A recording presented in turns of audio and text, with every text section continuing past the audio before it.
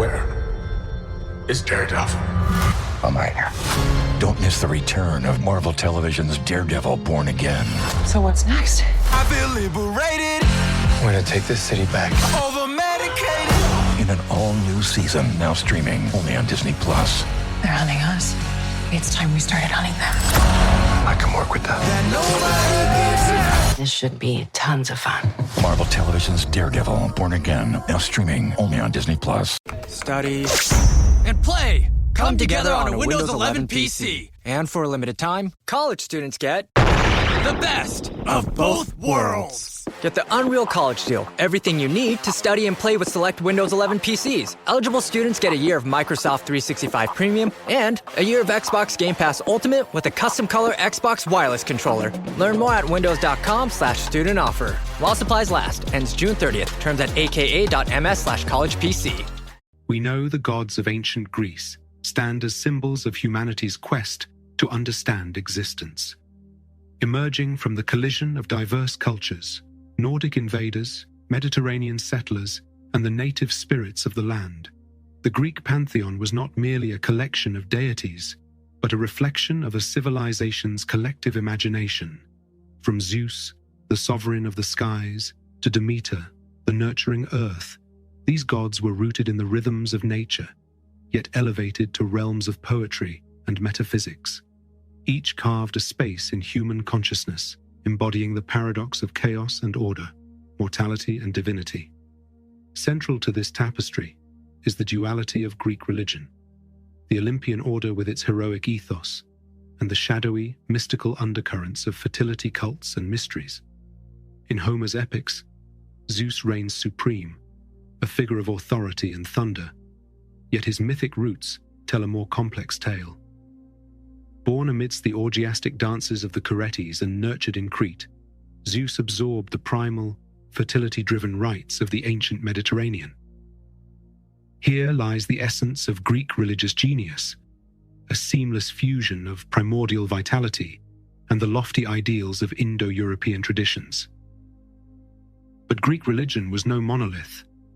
Its evolution reveals a civilization at odds with itself, as gods of the soil and fertility met the gods of the sky and conquest. This dichotomy shaped a rich narrative of alliances and rivalries among the divine. The sacred marriage of Zeus and Hera, symbolizing the union of heaven and earth, reflects not just agrarian cycles, but the reconciliation of competing cosmologies. Yet, within the majesty of Mount Olympus, echoes of older, darker worship endure, a reminder of the layers beneath the polished marble of Greek thought. As we journey deeper into the pantheon, we uncover a spiritual odyssey that transcends time, echoing through art, literature, and philosophy. The gods of Greece are not relics of a forgotten world, but enduring archetypes that challenge us to confront the mysteries of existence. In their stories, humanity finds its reflection, a dance of faith and reason, order and chaos, mortality and the divine. The gods are calling. Let us listen. Subscribe for future notifications and leave a comment and tell us what content you want to see more of. The complexity of Greek gods, which inherited elements from the north and the Mediterranean, must be acknowledged for what they are. It can be fascinating and occasionally difficult to separate the interwoven strands in their creation. However, there are two things we might easily forget if we try to separate the interwoven strands in their creation. First of all, we must remember that the whole is greater than the sum of its parts. Many academics think that the Greeks' conquest and subsequent Hellenization of native Asian deities made Apollo of the Iliad into what he is today.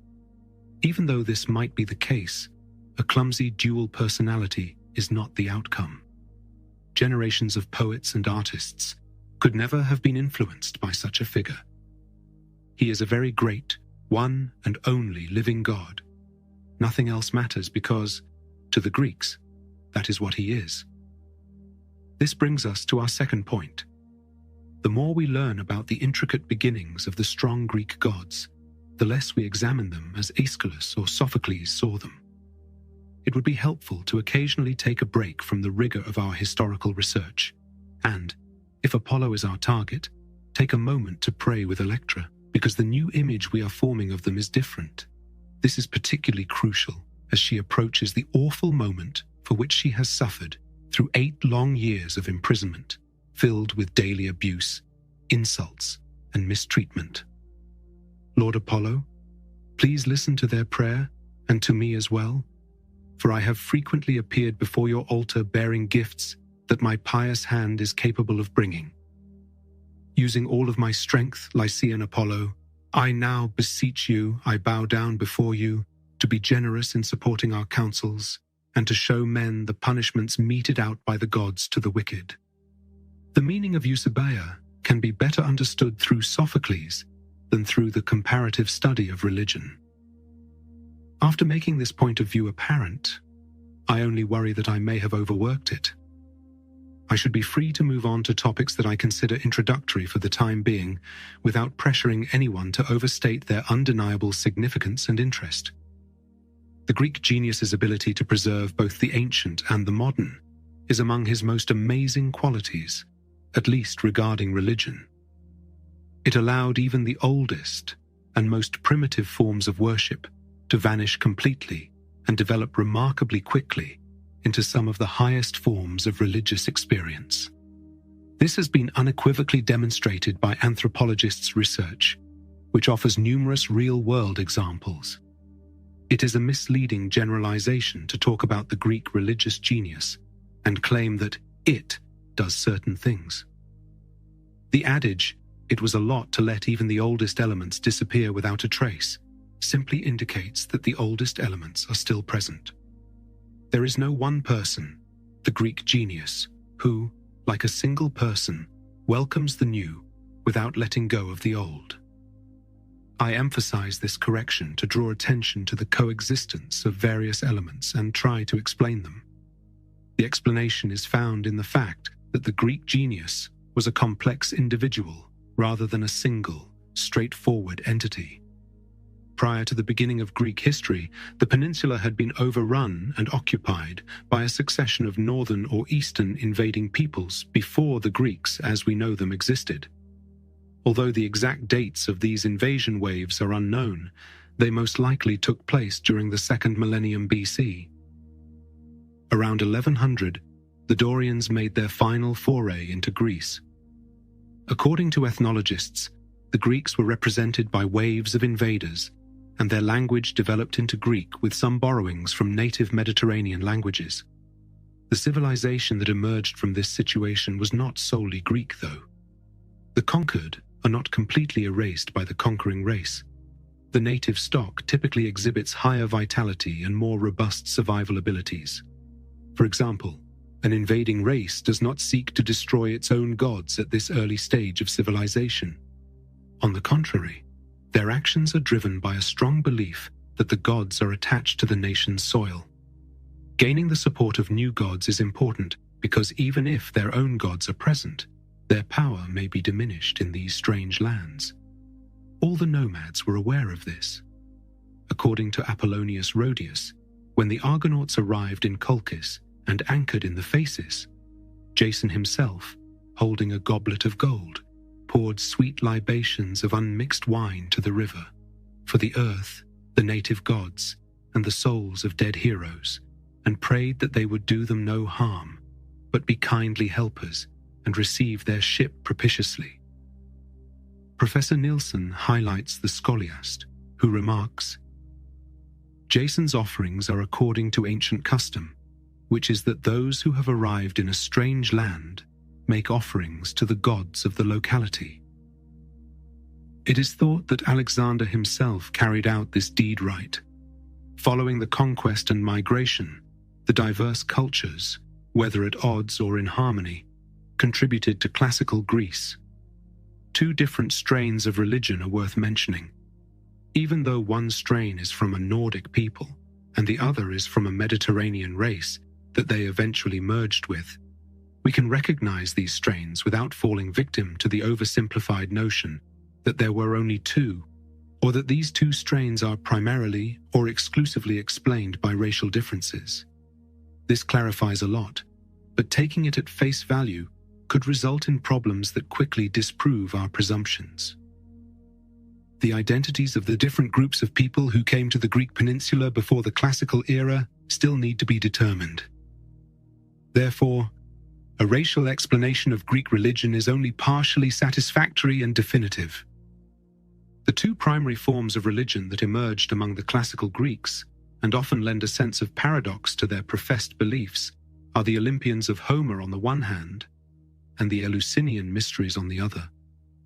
Wherever that culture penetrates, those gross female figurines that express the kind of nature worship that finds classical expression in the cults of the Great Mother of Asia seem closely linked to it. In sharp contrast to the father gods, which are at the heart of all simple forms of Indo-European religion, the celebrations honored Demeter, the mother of life, whose veneration in the Eastern Mediterranean stretches as far back as either records or monuments carry us. Visitors to Mediterranean nations are familiar with this timeless element. The persistence of indigenous religious phenomena from the Mediterranean region, which have a far longer history than Christianity, can be readily observed in some local Orthodox or Roman Catholic community practices. In his visually appealing book, A Wandering Scholar in the Levant, D.G. Hogarth provides a striking example. The enormous cornerstones of the abandoned temple of the Paphian goddess were recently anointed by the peasants of Kuklia in Cyprus in honor of the Maid of Bethlehem, and they most likely continue to do so every year. Muslims and Christians still pray to Mary in cryptic rituals, akin to those used to supplicate Aphrodite. They use incantations and pass through perforated stones to either improve the manhood of Cypriot men or lift the curse of barrenness from Cypriot women. The mother goddess, who bestows fertility and life upon men, animals, and plants, symbolizes the fertile earth. At least the more basic forms of mysticism, such as the conviction that a union between the worshipper and the object of his worship is possible, are part of her cult. Therefore, the worshipper's adoption of her son or sexual communion may be part of the rituals. The fervent, clashing music and frantic dancing used by Rhea's or Kybele's followers are examples of orgiastic elements. Abrupt contrasts between bright light and shadowy darkness may impact the initiate's emotions. I want to stress here how fundamentally different our atmosphere is from the religion of the Achaean heroes as Homer describes them. But we will go into more detail on this later. In our world, the gods are more powerful, able to fight for or against each other, and with whom people have contracts or agreements. The Achaean warrior had no desire to be reborn in Hera's womb. In fact, his temperament was the complete opposite of that of a mystic. Despite the stark contrast, these ideas about worship and the relationship between God and humans were prevalent in ancient Greece. As we move forward, I will explore and clarify the role and importance of each of these ideas. The immediate goal of this preliminary statement is to explain why some of the most archaic aspects of Greek religion have persisted, aside from a few other manifestations that emerged during the Greek mind's explosive historical development. It would be premature to attempt to explain them as tracing the lines of a racial cleavage between northern and Mediterranean peoples, as one example will immediately demonstrate. Homer was aware of the Dionysiac religion, but it was not accepted in the society he depicted. It was a foreign intrusion that met with a great deal of hostility when it arrived in Greece via Thrace in post-Homeric times. In this orgiastic religion, which involved the belief in God's possession, the worshipper briefly felt elevated to the divine plane and lifted out of himself while being influenced by dancing, heady music, wine, and torches. It seems to have no natural affinity with the prosaic Achaean religion, and only with the fertility cults of the Mediterranean basin. Conversely, the Thracians, a northern Indo-European speaker, worshipped Dionysus as their deity. Regardless of any additions his cult learned from its travels, The native Thracian religion offers immortality and ecstasy. We will address this unresolved exception when it is time. Nevertheless, most of the orgiastic and dark phenomena of Greek religion, which are connected to fertility and show a concern for the human soul as a potentially divine being, can be traced back to the religious customs of the land's pre-Achaean inhabitants. According to the Homeric poems, they are part of a stage that the newcomers had abandoned and forgotten long before the time of their domination. As a result, the old and new arcs are linked to distinct population strata and frequently clash. The lower class and occasionally persecuted segments of Greek society frequently practice a very different religion from that of the ruling classes. On the other hand, reconciliation occurs frequently. Identifying the regions impacted by a fusion may still be possible, and the initially diverse elements have only sometimes disappeared. The followers of the more archaic cults, to use that deceptive term for the time being, were not necessarily native, non-Greek people who lived in the Aegean regions. Although Homer's Achaeans were not the first to arrive, the history of the Indo-European migrations is still being determined.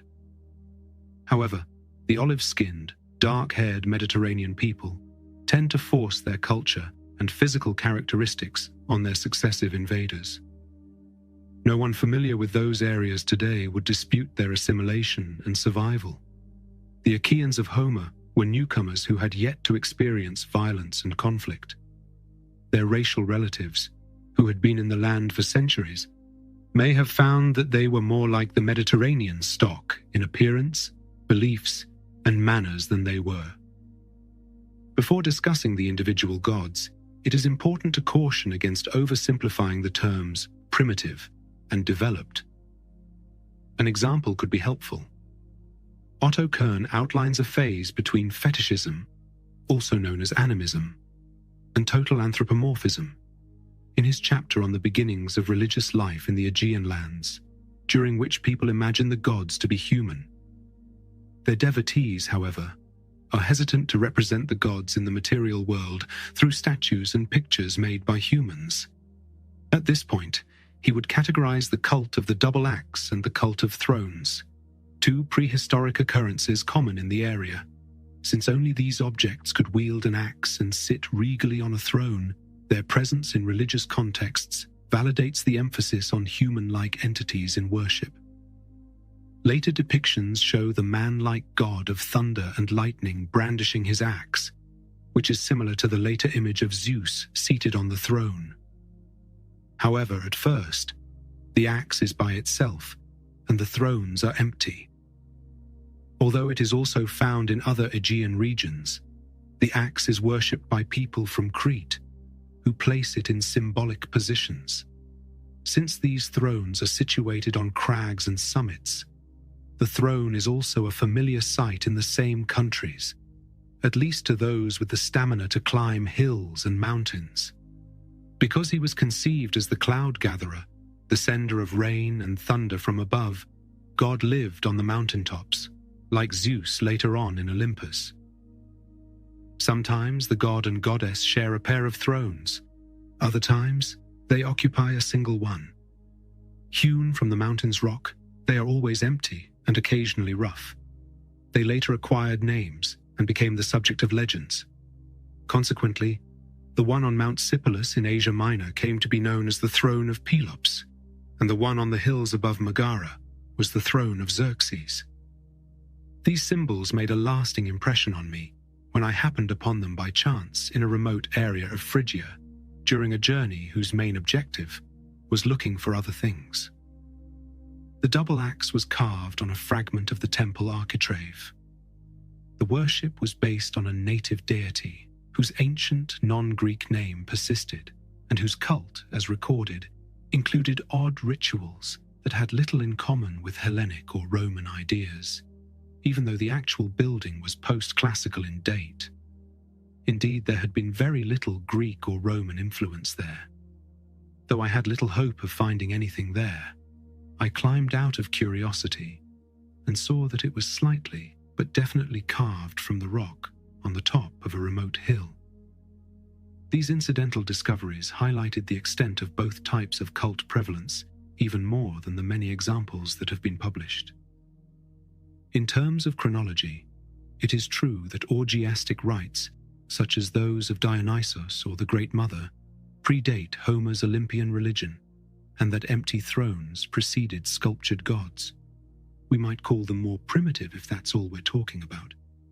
But that doesn't necessarily mean there was a progression from one to the other. This depends on the precise standards by which we gauge our progress. The development of spiritual insight is fit. The idea that a person who carves a stone seat and lets God occupy it whenever he pleases, requesting only to see him with his imagination, is at a higher level of religious development than a person who demands to see God in the flesh, carved by a Phidias. Along with other mystical religions that have been practiced in the Aegean region since ancient times, the Dionysiac concept of communion and identification with God, or the worshipper of the mother goddess's belief that he could be adopted into the family of his god, provided opportunities for spiritual development that Homer's religion did not. The terms primitive and developed are inadequate because they fail to explain the distinctions between different forms of religion, aside from the inherent subjective bias. Remembering that an intruder has no roots in the ground is more profitable. Like the Achaeans at Troy, it survives as a ruling class on its sword, horses, and cunning during its migrations and for a while after. Those who till the land their ancestors farmed for centuries may have different gods than this race of nomadic warriors. Instead of discussing primitive and advanced cultures, it is more useful to view the contrast as one between a people interested in preserving unbroken fertility and another consumed by conflict, conquest, and dominion. Last but not least, we are unlikely to discover proof of either of these kinds of religions existing in pure form in any historical record. We can now confidently turn our attention to the main goal of this chapter, which is to look at some of the most important Greek gods one by one, give a brief account of their beginnings, and provide some insight into their historical personalities. Zeus. Homer is credited with establishing Greek literature, and the Greeks borrowed Homer's depictions of the gods. Homer portrayed the gods as complete, unique beings, and the classical Greeks adopted these divine personas. As Herodotus noted, Hesiod also made contributions, but the Homeric poems had the greatest impact and left a lasting impression on later Greek thought, thanks to their vivid and distinct imagery. Homer, particularly Ionia, who created a canon for the Greeks of later centuries, greatly influenced the circle of the 12 gods. Some are more significant than others, and when we get to the last 2 or 3 spots, there is some competition and disagreement that favors inclusion. In particular, a god who has long been revered by the locals for superstitious reasons will gradually cede his position to the invading Olympians. Let's give a brief overview of the things and places that some of the most significant and commonly recognized gods were before they came to Olympus. Under the paternal aegis of Zeus, they are depicted in the earliest Greek literature as several highly distinct personalities, already bound together in the ties of a stable, if occasionally contentious, family life. On Olympus, though, they are remarkably united as a single family.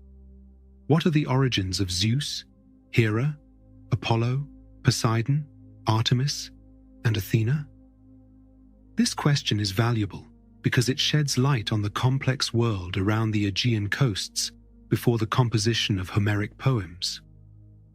Even though it is important to acknowledge the existence of such a world, the reader should be warned that the investigation will delve into areas of ambiguity and disagreement from which nothing pre-Homeric can escape.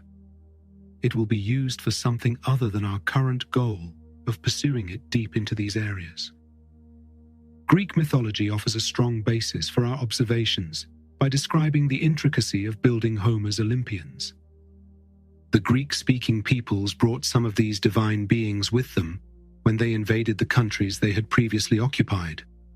Some probably belonged to the Minoan-Mycenaean civilization, which they discovered upon their arrival, or possibly contributed to its creation. Others, especially small local deities, had been present since the days of savagery, many centuries ago. The Greeks' imagination had filled every part of the world they knew with divine beings, who were not all of the same origin. Furthermore, the invading Hellenes never united or established a single political entity, and various factions likely interacted in various ways with the pre-Greek population.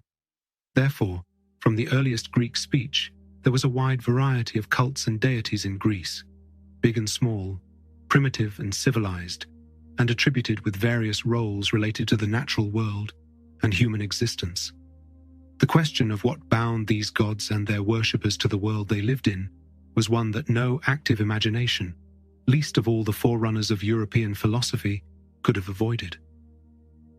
As a result, we find a general agreement in outline, the product of early and creative speculation on these matters, rather than a single orthodox account of the creation of the universe and its celestial and human inhabitants. The earliest explanation of how this state of affairs developed is preserved in Hesiod, while Homer had already arranged the gods according to the structure of a human clan, with Zeus at its head. We are now more concerned with our own gods than with the Greeks' conjectures about the origins of theirs. I use the quotation to show how this divine material was arranged into a small and compact family of distinct individuals, how Homer and his unidentified forebears selected them, and how much complexity existed before Homer. As the poet advises, we must start with Zeus. However, the main objective of this study is not to explain the origin of a purely Hellenic deity, but rather to comprehend the character he cultivated in the eyes of the diverse classical Greeks. As Martin Nielsen wrote, frankly stated, our knowledge of the invading Greeks amounts almost to one word only, but this one word is a very important name: Zeus. Among other things, I stress in this section that Zeus, as Euripides conceived him, is a composite figure who intertwines two major strands. A straightforward disentanglement of these two threads is necessary to comprehend Greek religion. First and foremost, all Indo-European peoples recognized him as the god of the sky and weather, although they went by different names that all came from the same root. Even the parent word of the undivided Indo-European language probably expanded to include the sky in general, regardless of day or night, sunshine or storm. This root's original meaning was to shine, but we seem to have forgotten its limitations. We have learned much from the philological school of mythologists, and their conclusions are unquestionable in this instance. According to Nielsen, Zeus is therefore exclusively Hellenic, a component of the heritage the Greeks brought when they separated from the common stock and started to migrate, eventually settling along the Aegean coast. In this sense, Zeus is universally familiar, and it doesn't take many examples to show that he was essentially the god of the sky and the weather to the Greeks. Homer's constant epithet for the cloud-gatherer is, the portion of Zeus is a bright, cloudy, broad heaven. He is the source of thunder, lightning, rain, and thunderbolts. Being the god of thunder and thunderbolt, he unavoidably made a lasting impression on his followers' imaginations, which is why a new set of sonorous names has recently emerged. His defining characteristic in visual representations is the thunderbolt. Altars devoted to Zeus Katibates, also called Zeus who descends, a title that embodies his worship as the god of lightning, have been discovered in Greek homes. People sacrificed things on these altars to appease the gods and keep lightning from hitting the house. They were lightning conductors in a contemporary structure.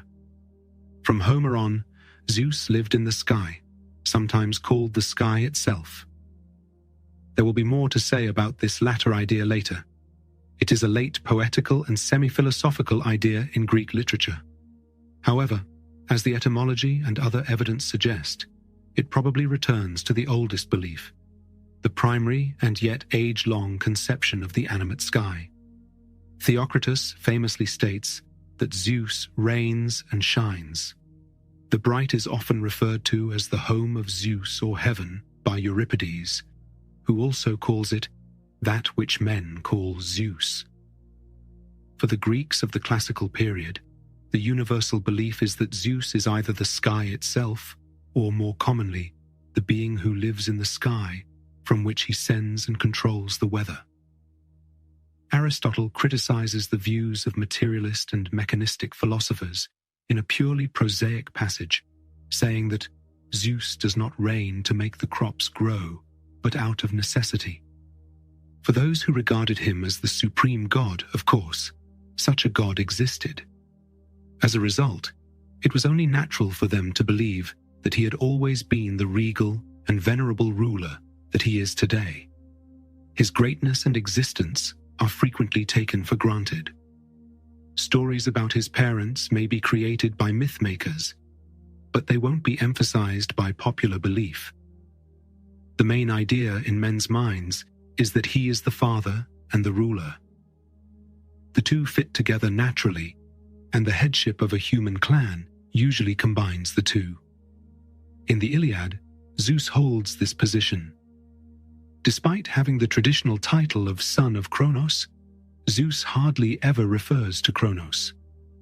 Zeus exiled him in the distant past, but no recollection of the implied power struggle exists.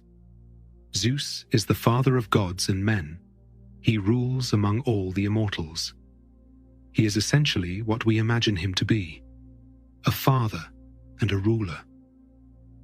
A second point regarding a god of this kind might seem insignificant initially, but it will become important as we go along and can be expanded upon later. A man, a creature of a completely lower order, stands defenseless in front of him. Although man is mortal and all-powerful, he is immortal.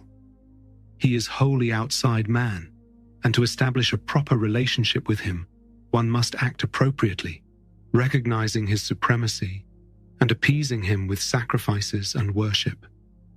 He is merely a ruler with no competitors. There is no better punishment for a god who challenges Zeus than to be grabbed by the leg and driven from Olympus, where he would experience the closest thing to death an immortal god can go through during his fall. If a mortal had thoughts above his station and in any way doubted Zeus's supremacy, how much worse would his fate be? Zeus may not be morally superior to the lowest of his human subjects, but he was undoubtedly detrimental to his argument. Morality has nothing to do with the two planes of power. Just as a class divides a human king or chieftain from the common people, it also divides a man from his god. Mount Ida, or Dicte, has not always been the god of the sky or the weather everywhere. According to Hesiod, Gaia took on the nurse role for the infant and devised a plan to trick the naive Kronos. She gave him a stone wrapped in swaddling clothes, which he swallowed without realizing it because he thought it was his newborn son. The stone served two purposes. It was contrary to God's doctrine, so he had to disgorge it, as well as the other children he had already swallowed. Many of the other gods of Zeus's generation, such as Hera, Poseidon, and Hades, owed their continued existence to this situation. If these simple stories show how our religious world differs from the Homeric pantheon, they have served their purpose. In other words, we protected the baby Zeus, and our theme attracted the attention of another group of divine beings. Some Crete daimones known as Curetes danced their war around him, slamming their spears and shields together so his father wouldn't hear his first cries. While Euripides' Bacchae's maenads sing the wildly mingled strains of one of their choruses, lines 119 and 125, Hesiod does not mention this. O lair of the Curetes, holy haunts of Crete that witnessed the birth of Zeus, where in thy caves the triple-crested Corybants invented this, my circle of stretched hide. In his hymn to Zeus, Callimachus is more direct. To ensure Kronos heard the clash of the shields, and not their baby cries, the Curetes continued to perform their war dance around them, hitting their arms. The story is repeated in later Greek and Roman literature and is portrayed in Hellenistic and Roman monuments, particularly coins. Natural variations and additions were made from the common stock of folklore, and the story of Zeus' birth already had several elements, including the stone-sucking incident, the dangers for the infant, and the father's prophecy that his son would overthrow him. Later, the authors explain how the baby was fed or sucked by a bee, nymph, goat, or another animal. This story takes us to a different world from the Homeric Achaeans. This sky god is not Indo-European. The Chthonian cults of the Aegean basin, which predated the Achaeans and other Greeks by centuries, are more closely related to him. It was definitely not Zeus, whatever his original name might have been. He was given that name when he became a major god in the land and allied himself with the ruling god of the northern conquerors. Let's briefly review some of this Cretan god's most important traits. An illustration of a contrast in Greek religion can be found in the two facets of Zeus I am discussing here. It is the contrast between the dark, organic, and, in some respects, much more primitive cults that were undoubtedly prevalent in Greece prior to the Achaeans and the masculine, unambiguous, and prosaic religion that the Achaeans brought with them. Connecting with the original occupants, who owned the land before Greek tribes arrived, is only natural. Greek religion was shaped, and many of its appearances were explained by the greatness of Homeric poetry, which left these Achaean cults etched in the minds of the Achaeans and their descendants. Among the many aspects of this bizarre tale that have infiltrated from the common stock of folklore, or Märchen, we can hardly do better than begin with the Cretes, because first of all, they introduce us to a genuine religious cult, and secondly, they are uniquely Cretan. When you need to build up your team to handle the growing chaos at work, use Indeed Sponsored Jobs. It gives your job post the boost it needs to be seen and helps reach people with the right skills, certifications, and more. Spend less time searching and more time actually interviewing candidates who check all your boxes. Listeners of this show will get a $75 sponsored job credit at Indeed.com/podcast. That's Indeed.com/podcast. Terms and conditions apply. Need a hiring hero? This is a job for Indeed Sponsored Jobs. The complex subject of the Cretes is aptly illustrated by the renowned Augustan-era geographer Strabo. Homer mentions an ancient human tribe called the Curetes that lived in Aetolia and Acarnania in western Greece, which leads him to talk about them. In his introduction, Strabo states, "Since, owing to the identity of names, historians have confused these different things, I have no objection to making a digression to explain them more fully." Strabo correctly views these as initially having nothing to do with the daemonic protectors of the infant Zeus.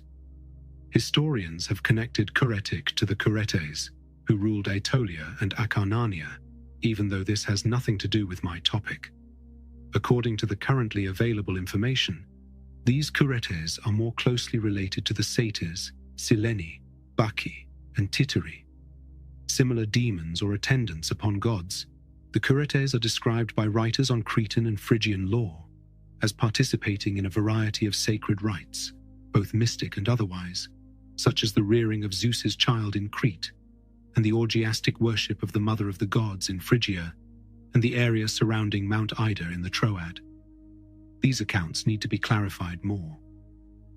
While some maintain their kinship and point out small differences, others assert that the Corybantes, Cabiri, Ediondactyls, and Telchines are similar to the Curetes.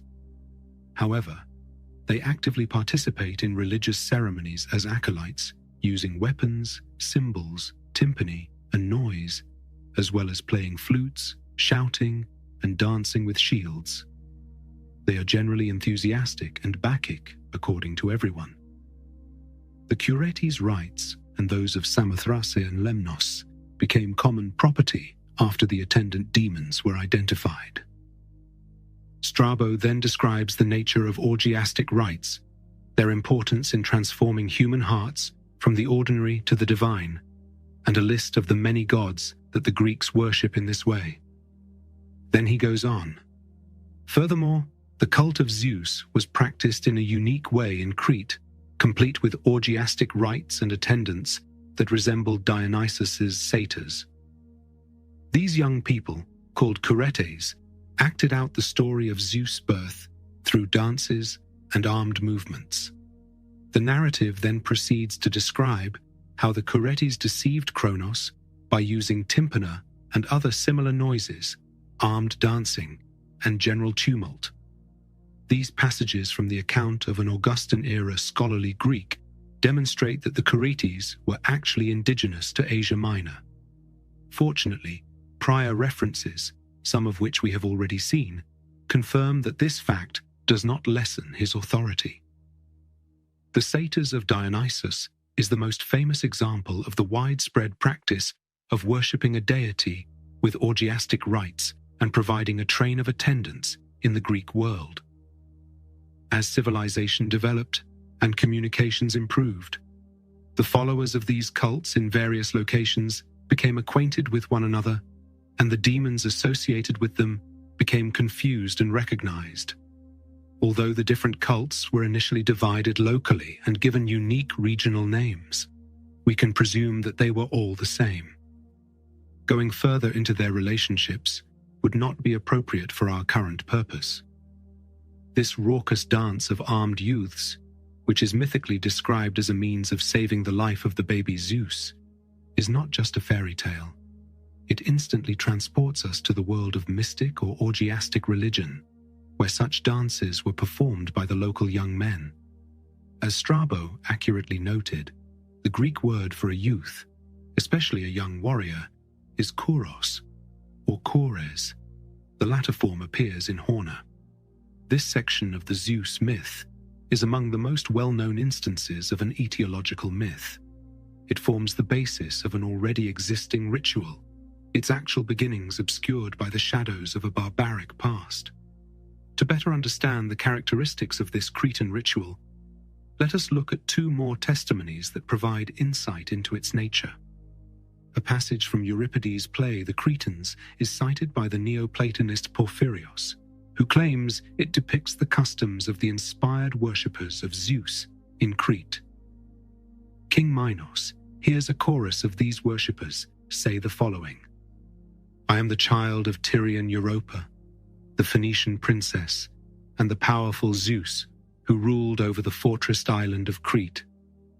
I'm from a place of holiness, where temple roofs are made of cut beams of our native wood, with the joints of the true cypress being welded together using bull's hide glue and a Chalybeian axe.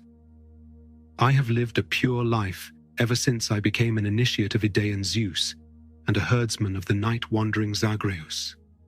They exalted me to the holy estate, called me Bacchus after I finished the feasts of raw flesh, and offered torches to the Curetes and the Mountain Mother. I avoid touching the coffins of the dead, avoiding the birth of men, and avoiding eating food that has survived. There has never been a better moment to review all the fascinating issues this significant passage brings up. As Strabo cautioned, we shouldn't be shocked to discover that Euripides' description of a cult that existed in the 5th century BC brought together initially disparate elements, such as the name Bacchus for the initiate of the Cretan Zeus, who was associated with the Curetes. Although the origin of the name Zagreus is still unknown, it may have been the original name of the Cretan deity who identified with the Greek Zeus, or a less Hellenized version. The term herdsman describes a contemporary addition to Porphyrios's manuscripts. Yes, it alludes to a group of priests who serve bull-shaped gods, most frequently Dionysus, or his Thracian counterpart, Sabazios. It is safe to assume that the Cretan god, who was able to perform such syncretism, had a mystic origin. According to Strabo, the core of a mystery cult is when the worshipper experiences God entering his own being by using emotional stimulants. The worshipper could call himself the follower by the name of the god he worshipped while in this state of ecstasy. Consuming a freshly killed animal, which is thought to symbolize God, was frequently the ritual's conclusion. The worshipper believed they could acquire the desired spirit, strength, holiness, or divine characteristics by consuming fresh lifeblood, the deity's visible physical form, or this symbol. Thus, the significance of feasts of raw flesh for the initiate is emphasized again in the Bacchae, line 139.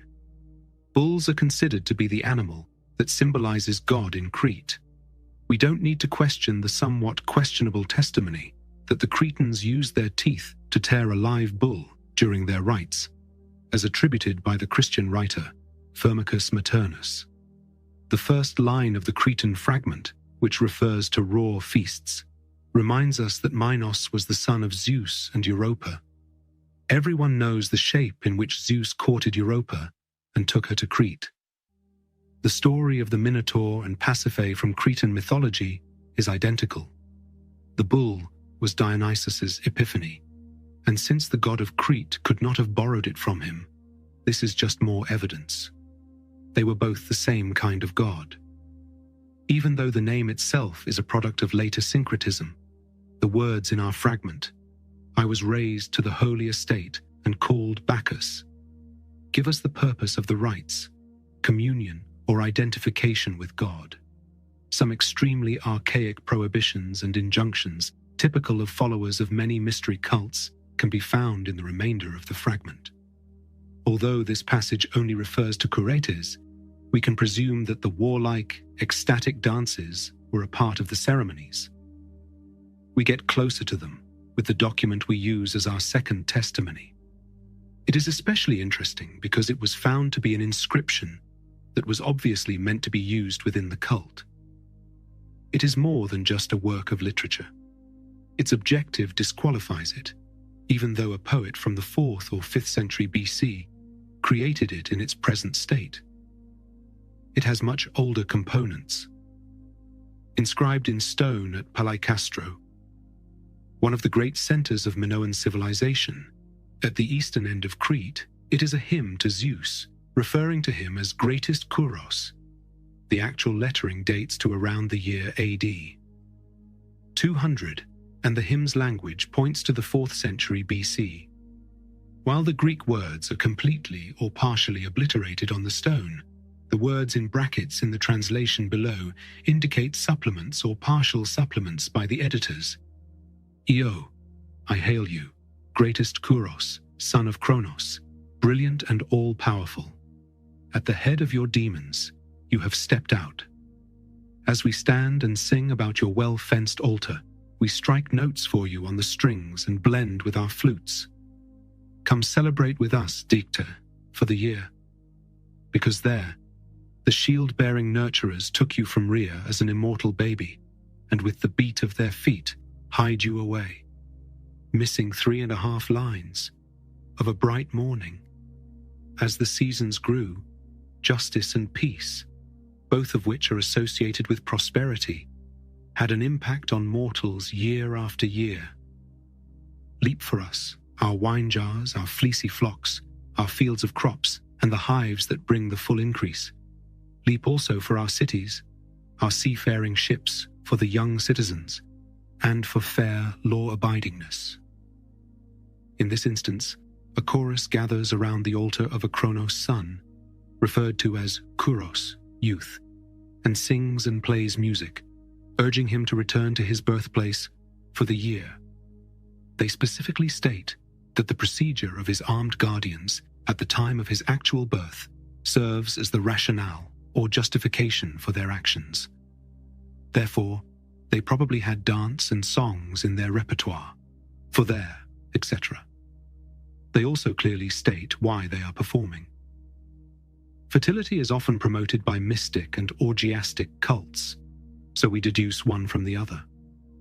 We first ask God to leap, to develop crops and flocks, and then for the cities to experience prosperity, peace, and law-abiding behavior, while appreciating their youth, speeding up their ships, and encouraging trade. Leap is a word with two meanings. However, when translated as for, it implies to or upon, which can be difficult to understand when applied to cities, ships, and the law. The term leap also refers to the male's act of enfolding and conceiving it.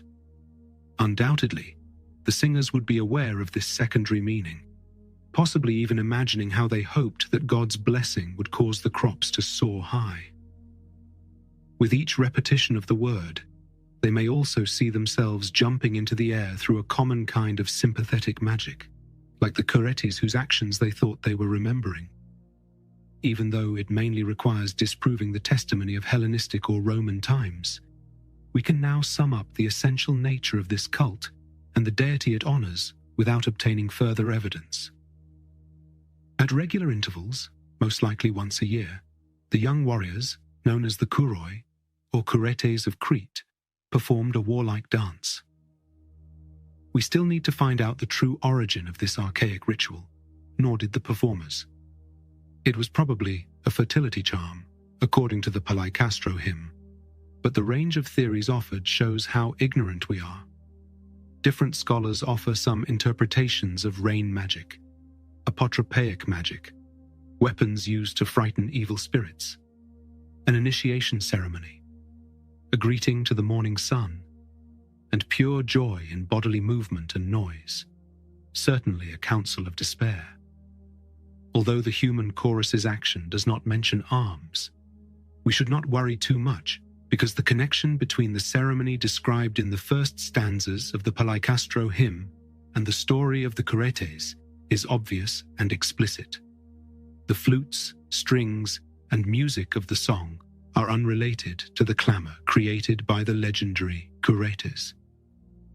The song references the legendary Curetes shields, which might have been deemed sufficient later when instrumental music became a more potent means of evoking the required feelings. At least in classical times, the flute was frequently used to accompany orgiastic or mystic ceremonies. These young warriors felt that by dancing and singing, they were summoning the greatest of the Kuroi, the society's god, into their midst. We are here to introduce ourselves to an idea that is well known in the Greek religion but is difficult to express in our language because of the separation of our civilizations. It was evident how easily Strabo moved from describing the Curetes as daimones, that is, as mythical or semi-divine beings, to describing them as human youths who, through their actions, embodied or modeled the behavior of their prototypes in the passages he quoted. The god, whom the Greeks called Zeus, the divine warriors, who, according to the myth, saved his life with their antics in those strange, far-off days before the dawn of history, and the historical human worshippers, who recreated the story in a sort of mummers' play or country dance, appear to be the three distinct orders involved.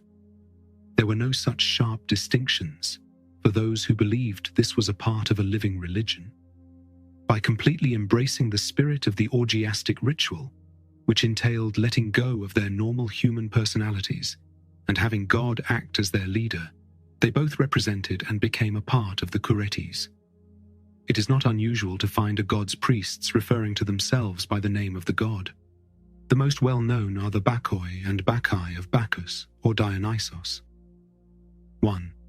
But this is only possible in certain belief systems, because it depends on the possibility of erasing the human-divine distinction, either permanently or in a brief moment of ecstasy, and combining the two natures into one. According to Euripides, this primitive communion is the result of eating God's flesh and blood when he was an animal. We must determine how many of these ritual components are in the same event. According to analogies, the raw feast was the drama's last act, requiring psychological preparation through shouting, dancing, flute playing, and other elements, possibly a procession displaying holy objects. Lastly, there is unmistakable proof that the god of this cult was a fertility spirit, whose presence would guarantee bountiful crops and robust herds and flocks. He portrays himself as the sole spokesperson for a large class. In addition to Crete, these spirits were worshipped in Asia Minor, Egypt, Greece, and throughout the Aegean and Near East. Limiting them to any specific region of the Earth's surface would be overly restrictive. They are part of a class, a cultural stage, rather than a specific location. Therefore, our topic is the Greeks, which is enough to say that they were found all over the Aegean basin when they arrived. We can generally characterize them as male fertility spirits who will use their virility to impregnate the earth to produce crops and provide fecundity to the animals. In this way, his life seeped into theirs. Their existence became his own, and as a result, through a smooth transference, given the time before logical distinctions were established, he became synonymous with them. We've noticed that he was pictured as a young man and a bull. He was also associated with the life of the crops, as his well-known Egyptian counterpart Osiris and others abundantly show. We now have a basic understanding of the indigenous elements of the Cretan religion, which the imaginative Hellenes discovered after inheriting the ruins of their ancient civilization. This brings us back to Zeus and the god of Crete. The myth that Zeus was born in a cave on Mount Ida or Mount Dicte in Crete originated from their need to make peace with this religion. Long before the Greeks arrived, both caves were revered sites, according to excavations. Zeus gave his name to the god of this old cult. His embodiment, which changed into a child at times and a bull at others, was another characteristic that resulted from this identification, along with the birth story. As a celebration of Zeus's deliverance from his unnatural father, we understand the armed dance of the Cretan Kuroi, a ritual whose actual origin is lost in the haze of antiquity. Once more, the Cretans' mythology was fundamentally based on the death of these gods, which were prevalent in the Near Eastern people's religion. The explanation of their connection to the crop's yearly life and death is accurate, albeit without some challenges. As a result, Zeus's grave was moved to Crete. As long as his religion is alive, his followers are unconcerned by this contradiction, attributing a grave to an immortal. Later came the age of skepticism and inquiry, and the tomb of Zeus was a toy for Alexandrian poets, which made the first people to try the science of mythology uneasy. In his hymn to Zeus, Callimachus the Alexandrian wrote as follows: "The Cretans were liars from the beginning. For themselves, they even constructed a fake tomb. Zero, Lord. However, you lived forever and did not die." The Greeks embraced all of this as a component of their mythology, but in mainland Greece, it might have impacted the cult of God. It is hardly necessary to stress how inappropriate it is to Homer's depiction of the Olympian Zeus as an august father and ruler who is envious of the powers the invading Achaeans brought with them. In the Homeric father of gods and men, who could have envisioned the possibility of human communion with the divine? We must recognize this concept when we call the Cretan god Zeus. The Kuroi, or Kuretes, the ritual dancers, referred to Zeus as the greatest of the Kuroi. Bacchus symbolized the name of God, much like the Greek religion of Dionysus, which embodies a religion of enthusiasm or communion. His followers united with him by participating in the ceremonies and took on the name Bacchus. Then Zeus, originally the god of sky and weather, was a member of the Indo-European people who invaded and settled in now Greece. They spoke a language that was similar to Greek. In addition, he was the highest head of their pantheon, and as such, he had assumed several roles beyond his natural role as a sky deity. Their home nation already had a worship and belief system largely distinct from the visitors. The most important result of this process is already apparent. Zeus dispossessed the objects of this worship in numerous locations. Despite being renamed Zeus, the native god remained largely unchanged. The term Zeus is then used to refer to fertility-related ancient Mediterranean deities, whose worship entails practices and concepts completely at odds with those of the Greeks' supreme deity. The names may be changed by an invading race, but it is hard to dig up and destroy the enduring roots of an ancient religion. Before the establishment of Zeus's usurpation, other aspects of Greek religion were explained differently, However, a more satisfactory explanation is now available. One of these is the myth, as told in Hesiod's Theogony, that Zeus had to defeat the Titans, an earlier race of gods, including his father Kronos, before ascending to power. According to the most likely explanation, the Titans were part of an older Greek generation, and their defeat represents the futility of the older religion's opposition to the newcomers. The old interpretation of the Titanomachy as a symbolic depiction of the conflict between the forces of nature, the powers of storm and darkness pitted against those of sunshine and light in the never-ending struggle that creates the weather, has undoubtedly been reduced to deserved obscurity by this point of view.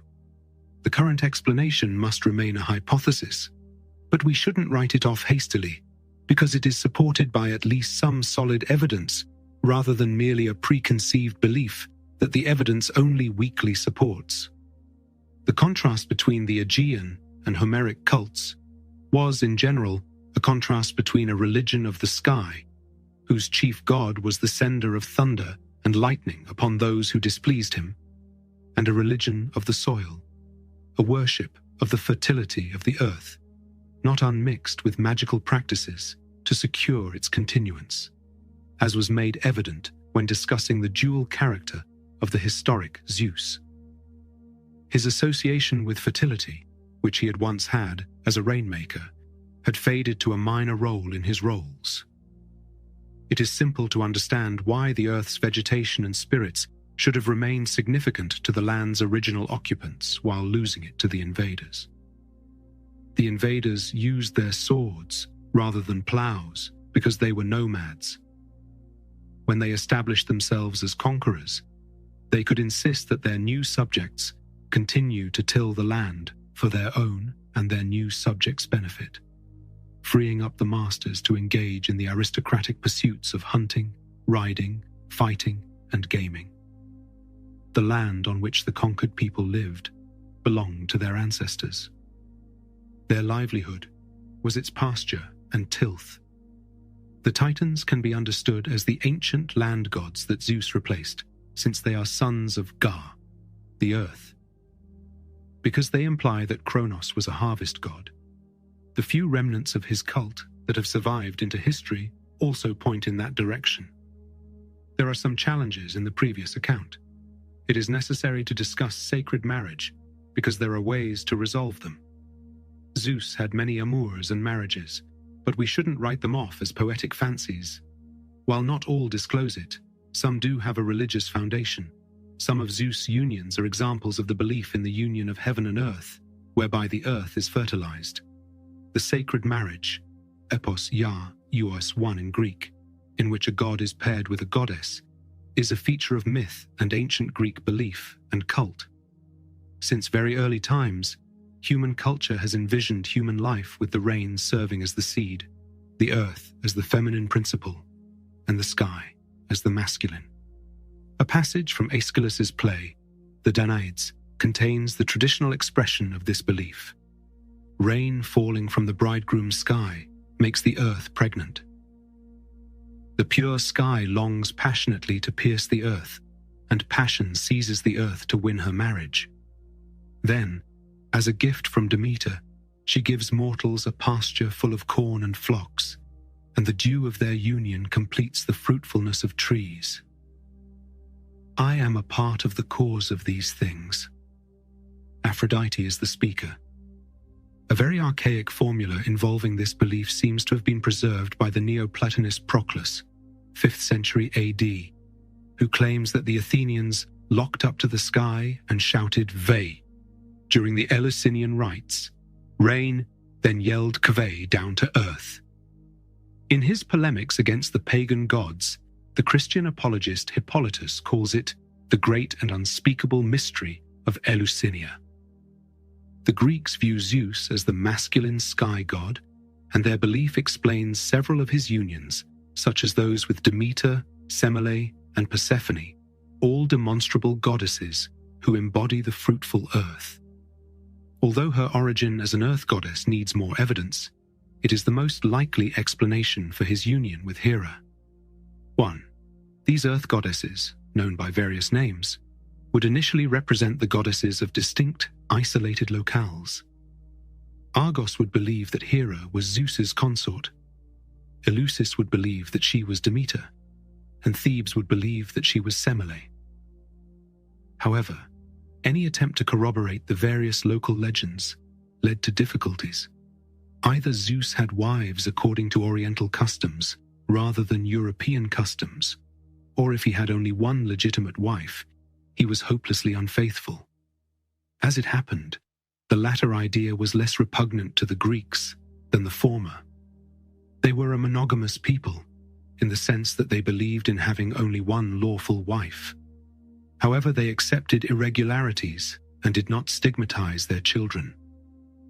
As a result, the Greeks' unparalleled epic poetry brilliantly fused and hardened the legends into an amalgam, singling out one goddess as Zeus' wife and the others as his mistresses.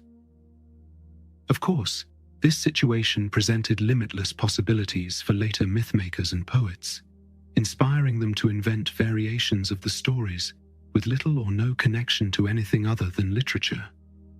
In addition to literary imagination, the motive of family pride also played a significant role, undoubtedly driving many of Zeus's tales of intrigue with mortal women. For a Greek, having ancestors who came over with the conqueror was equivalent to tracing his descent back to an Olympian god, preferably Zeus. Professor Rose asserts that numerous families strive to secure an illustrious ancestry, even if it meant sacrificing a sinister origin many generations ago. The genuine belief in the hieros gamos as the root from which the whole, many-branched tree first sprang vouches for the religious idea, despite the aristocracy's pretenses and other false sense. However, Zeus argued that some mortal women were not originally mortal, but divinities themselves. The Thebans changed Semele, the mother of Dionysus, into a woman and called her the daughter of Cadmos, even though her original nature was evidently that of an earth goddess. We now need help with the suggested explanations for Zeus' marriages. We have spoken of them as arising out of the belief in a union of the goddess of the earth with a god whom we have so far called the sky. Coupled with this belief, we may assume an ancient ritual in which human participants enacted or symbolized this marriage to achieve fertility production through sympathetic magic, especially that of the soil. Despite being extinct in Europe, primitive practices persist in other parts of the world, where the union of human sexes on the ground for crop growth, either at seed time or before plant maturity, is believed to enhance fruitfulness. We can safely infer that these practices originated early in Greece and likely persisted for a long time in less civilized regions. Christian writers attest to the real or simulated union of the priest and priestess in the Eleusinian mysteries, and despite their dubious evidence, they draw some support from analogy. We cannot expect the Greeks to reveal the nature of their most secret mystery's central act. The Dionysus union with the Archon Basileus' wife at Athens provides a clear example of hieros gamos in ritual. In myth, we see, for example, Homer's reference to the union of Demeter and Iasion in a thrice-ploughed field.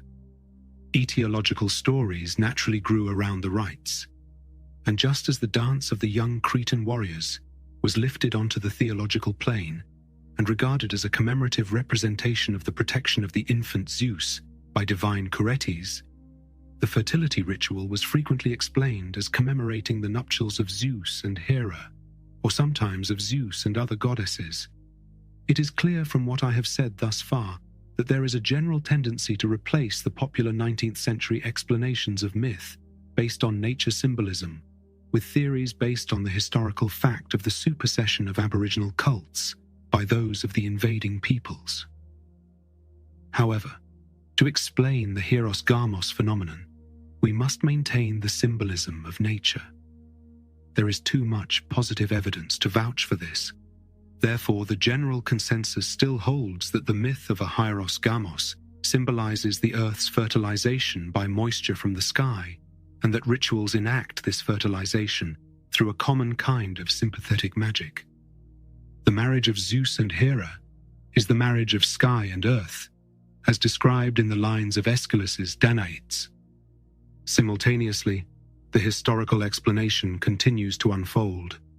The Great Mother, representing the earth's teeming life and the mistress of all it produced, both vegetable and animal, was the most important deity among the aboriginal peoples of Greece and the neighboring lands around the Aegean.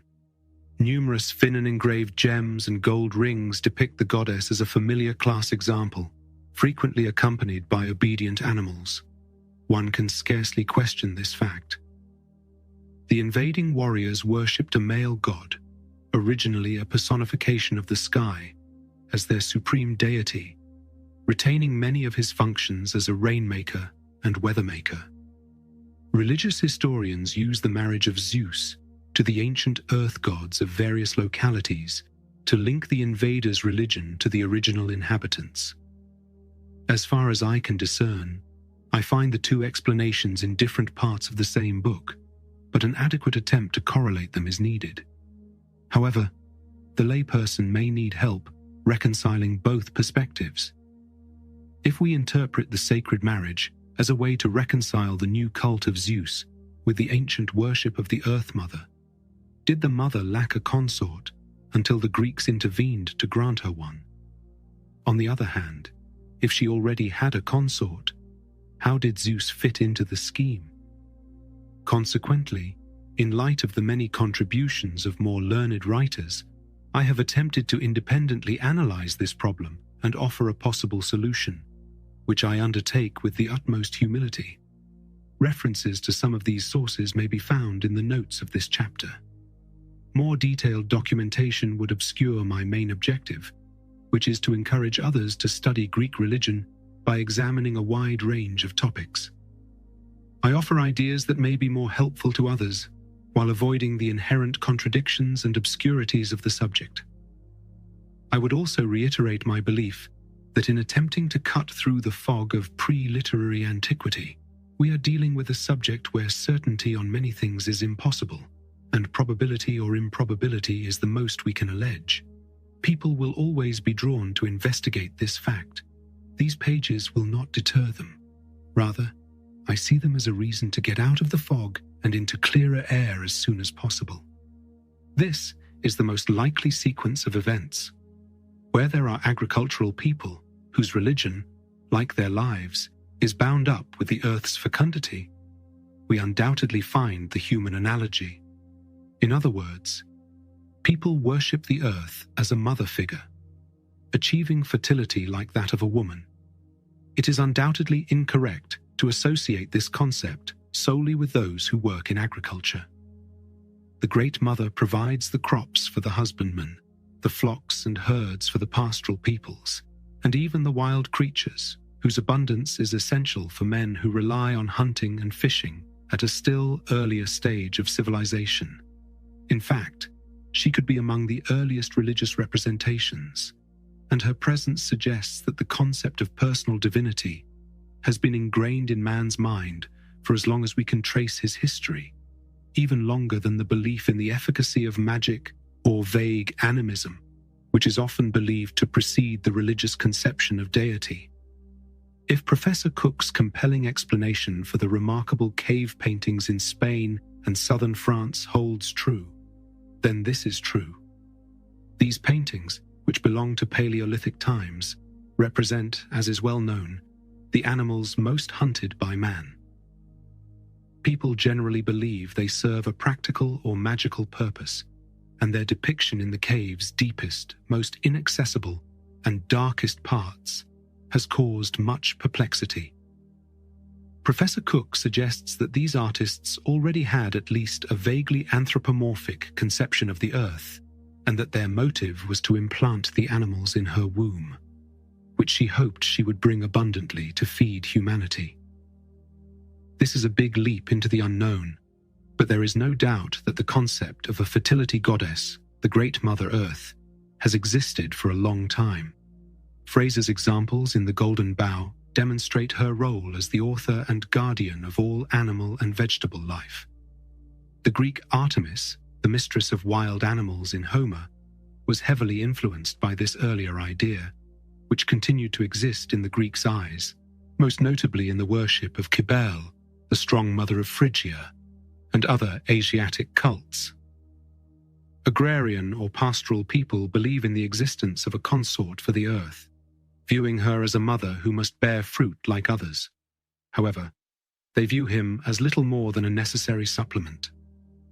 For settled agricultural rural people, in particular, the earth is their primary source of love and worship, and they must dedicate their labor and attention to her to reap the benefits of her fertility. The male consort plays a minor part. This is merely a speculation based on our limited understanding of the mental processes of individuals. We do know, however, that whatever the reason, one characteristic of Mediterranean religion is the supremacy of nature's female principle, the Earth Mother. As I've suggested, it could stem from a societal state where the mother holds a prominent position in human relationships, or it could stem from something entirely different. 1. Regardless of whether we know the reason, the fact remains. Male fertility spirits existed, but they were subordinate figures, satellites of the mother, and nothing more.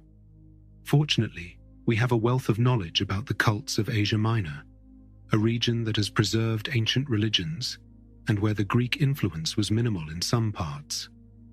In the figures of Cybele and Attis, we can see them surviving into classical times, the sort of pair that may have existed in Greece and the islands before Zeus appeared on the scene. Cybele is the dominant figure, and Attis is not on a level with her. He is merely a young attendant who is deeply committed to her service. Although a divinity, he is more of her servant and high priest than her rival.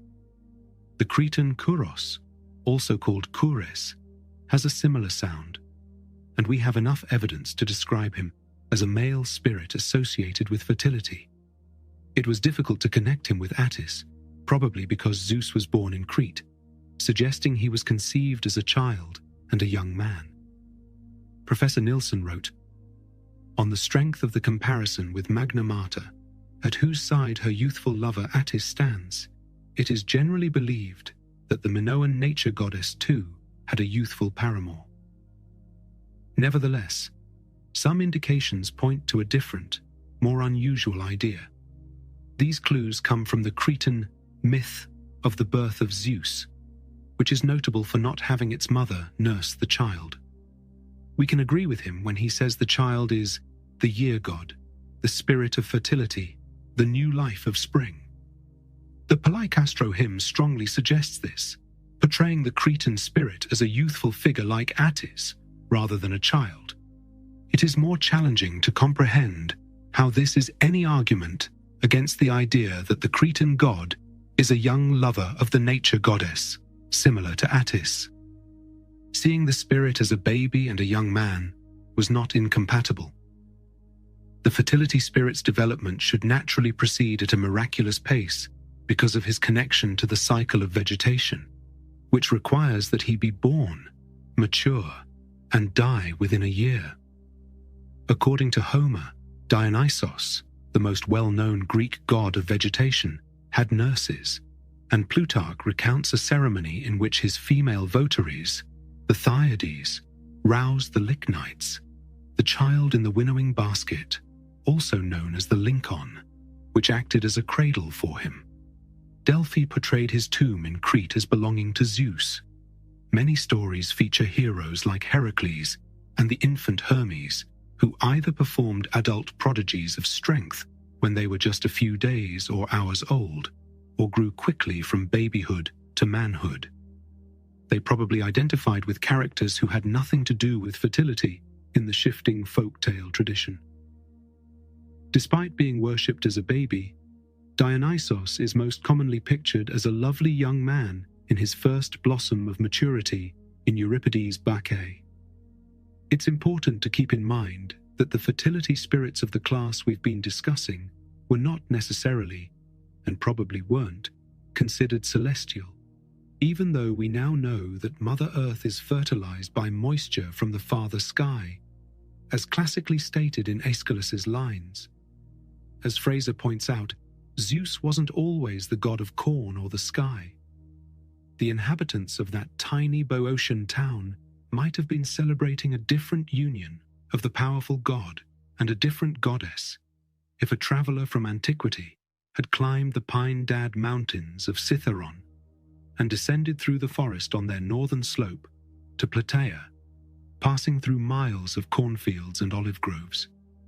Pausanias, an antiquarian guidebook, tells of a local festival where the Greek god Zeus clearly assumed the roles of the local deity. Cutting down an oak tree, dressing it up, and treating it like a bride is the main act.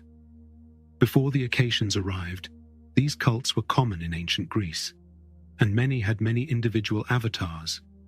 As was already mentioned, the situation changed for the invaders. They no longer lived a settled life, were no longer directly dependent on the earth for their livelihood, and had become disengaged from the soil. Their primary deity was masculine, making him the ideal object of worship for a society composed of warriors and rulers.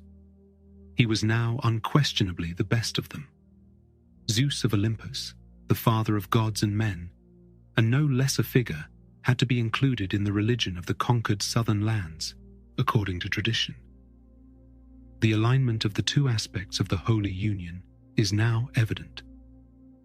The custom of Zeus marrying ancient earth goddesses often keeps the memory of connecting new cults with the ancient alive. It exhibits a synthesis of history. It should not be questioned by others because it is a union of the feminine and masculine elements in nature, which results in fertility in the latter.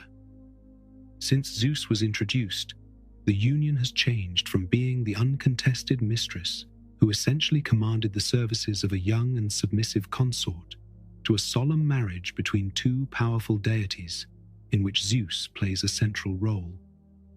Here, Homer's consort is occasionally compelled to submit to him reluctantly and angrily. Homer is king, a far-off poetic echo of the time when the union of god and goddess was connected to the fertility of the earth can be heard in the story. According to Homer, the invader's masculine god had fully established himself as the dominant partner. He was, therefore, a member of the Achaean nobility and the Greek city-states' subsequent aristocratic societies. But sometimes we find a different story when we present Zeus as a partner in the common people's ancient fertility cults. The majesty and independence of Mother Earth leave their mark. One could talk about this topic incessantly. There are countless variations among local cults, and my succinct description is riddled with unresolved issues and potentially hidden contradictions. For example, it suggests that fertility spirits in pre-Greek culture were always spirits of plants rather than gods.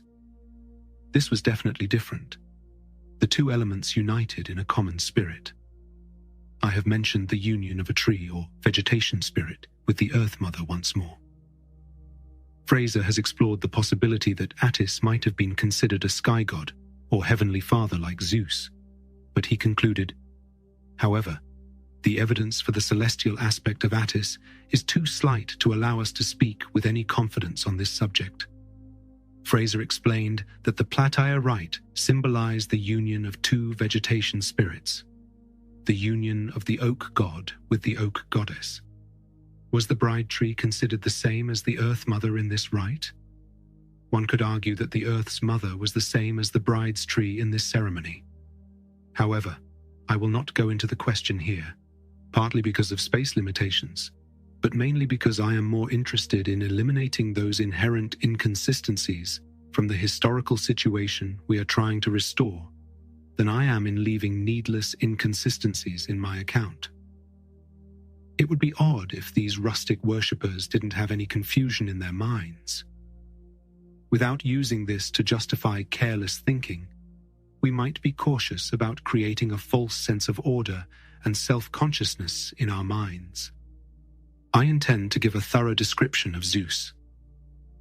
I have attempted to briefly highlight the two most contrasting aspects of his character, which are the most pertinent to my main topic: the Greek religious relationship between man and God. It is possible to go much deeper within this field.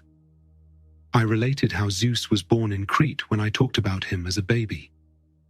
However, Crete was one of many places that claimed to be his birthplace. Like Thebes, Messenia, and Arcadia on the Greek mainland, numerous locations in Asia Minor possess this distinction. This is not unexpected, since we are aware that the infant god was a singular being, and our justification for emphasizing the Cretan myth is sound, because the Greeks also recognize this distinction. Naturally, Zeus is more than a combination of these elements: a Cretan bull, Kuros, or babe, a Cretan fertility spirit, and an Indo-European sky god. He has always been the highest god in the eyes of the Greeks, and we can say of him, to borrow words from Aristotle in a different context, that supremacy entails universality. His devotees have associated him with nearly every facet of human existence or the natural world. This was reflected in the names and titles his followers gave him, which covered nearly everything a Greek would consider sacred.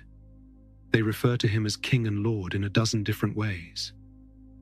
Zeus defends the city, the oath, justice, the suppliants, the strangers, the home, the storehouse, the clan and ancestors, and too many other things to mention. Before leaving him, we should mention that the Greeks took the idea of a universal god almost as far as anyone has since, and far farther than anyone had ever gone. Poets and philosophers established his supremacy and universality so firmly that they adopted his name, much like a Christian might use the name of God, or a Muslim might use the name of Allah. In the 2nd century AD, Marcus Aurelius wrote deeply philosophical works that perfectly encapsulated the sublime Stoic belief in the brotherhood of man by referring to the world as the city of Zeus. Aeschylus felt no incongruity in applying it to the great moral power, which was his conception of God. Wilamowitz made a valid point by pointing out that some contemporary countries learned this from the Greeks. Some of his citizens might have disapproved of it if he had written it a few years later, and they had noticed its subtle irony, which is unlikely.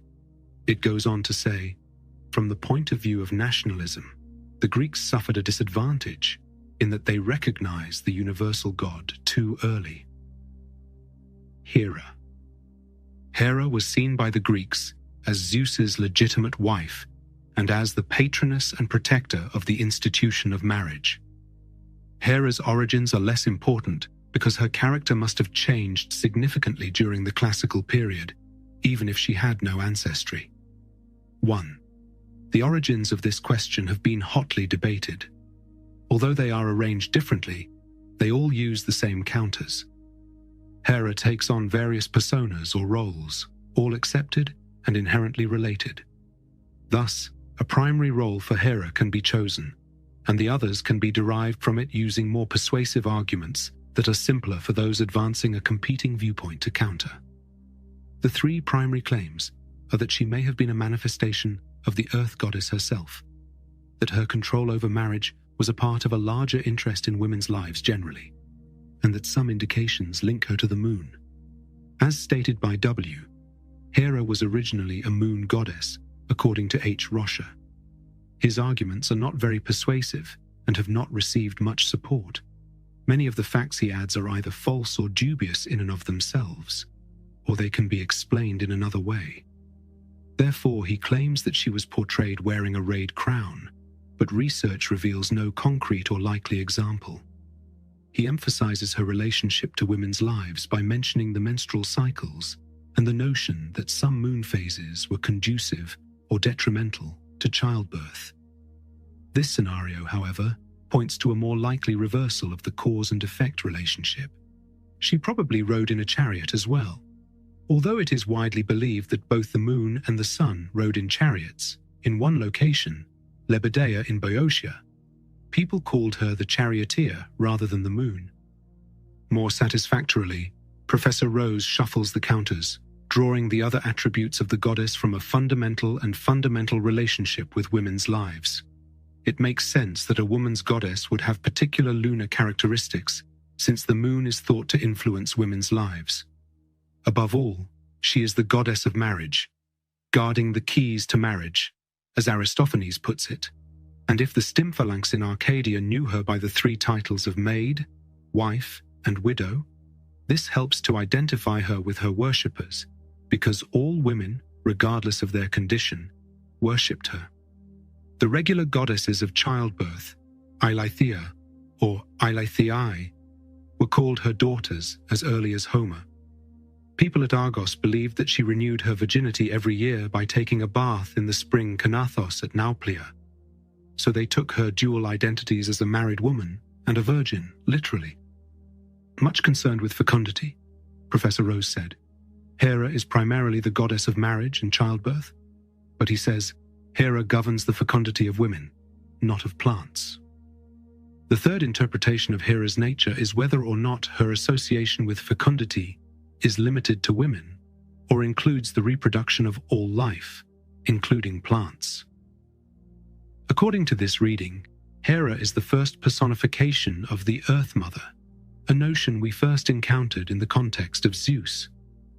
Welker suggested almost a century ago that Hera was originally an earth goddess, a theory Farnell and Rose disapproved of.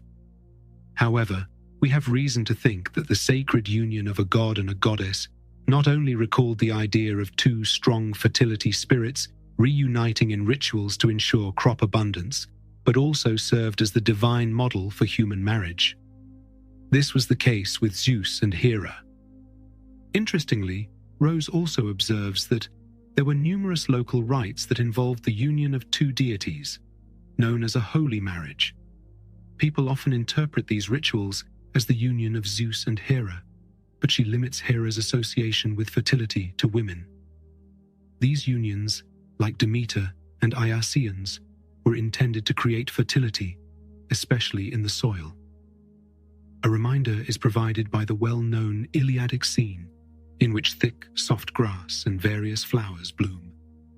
Is there a manual that specifies the sequence in which the counters should be placed? Although he sees it as a reflection of human life rather than nature, Farnell, who disagrees with Elka's perspective, points out that we have direct or indirect records of the sacred marriage of Hera, either in myth or rite, at the following locations: Plataea, Euboea, Athens, Hermione, Argos, Arcadia, Samos, Crete, and Falerii in Italy. He adds, we may believe that it existed in other Hera worship sites than these. Is it possible that the Greeks themselves made this stark division between the lives of men and the rest of nature?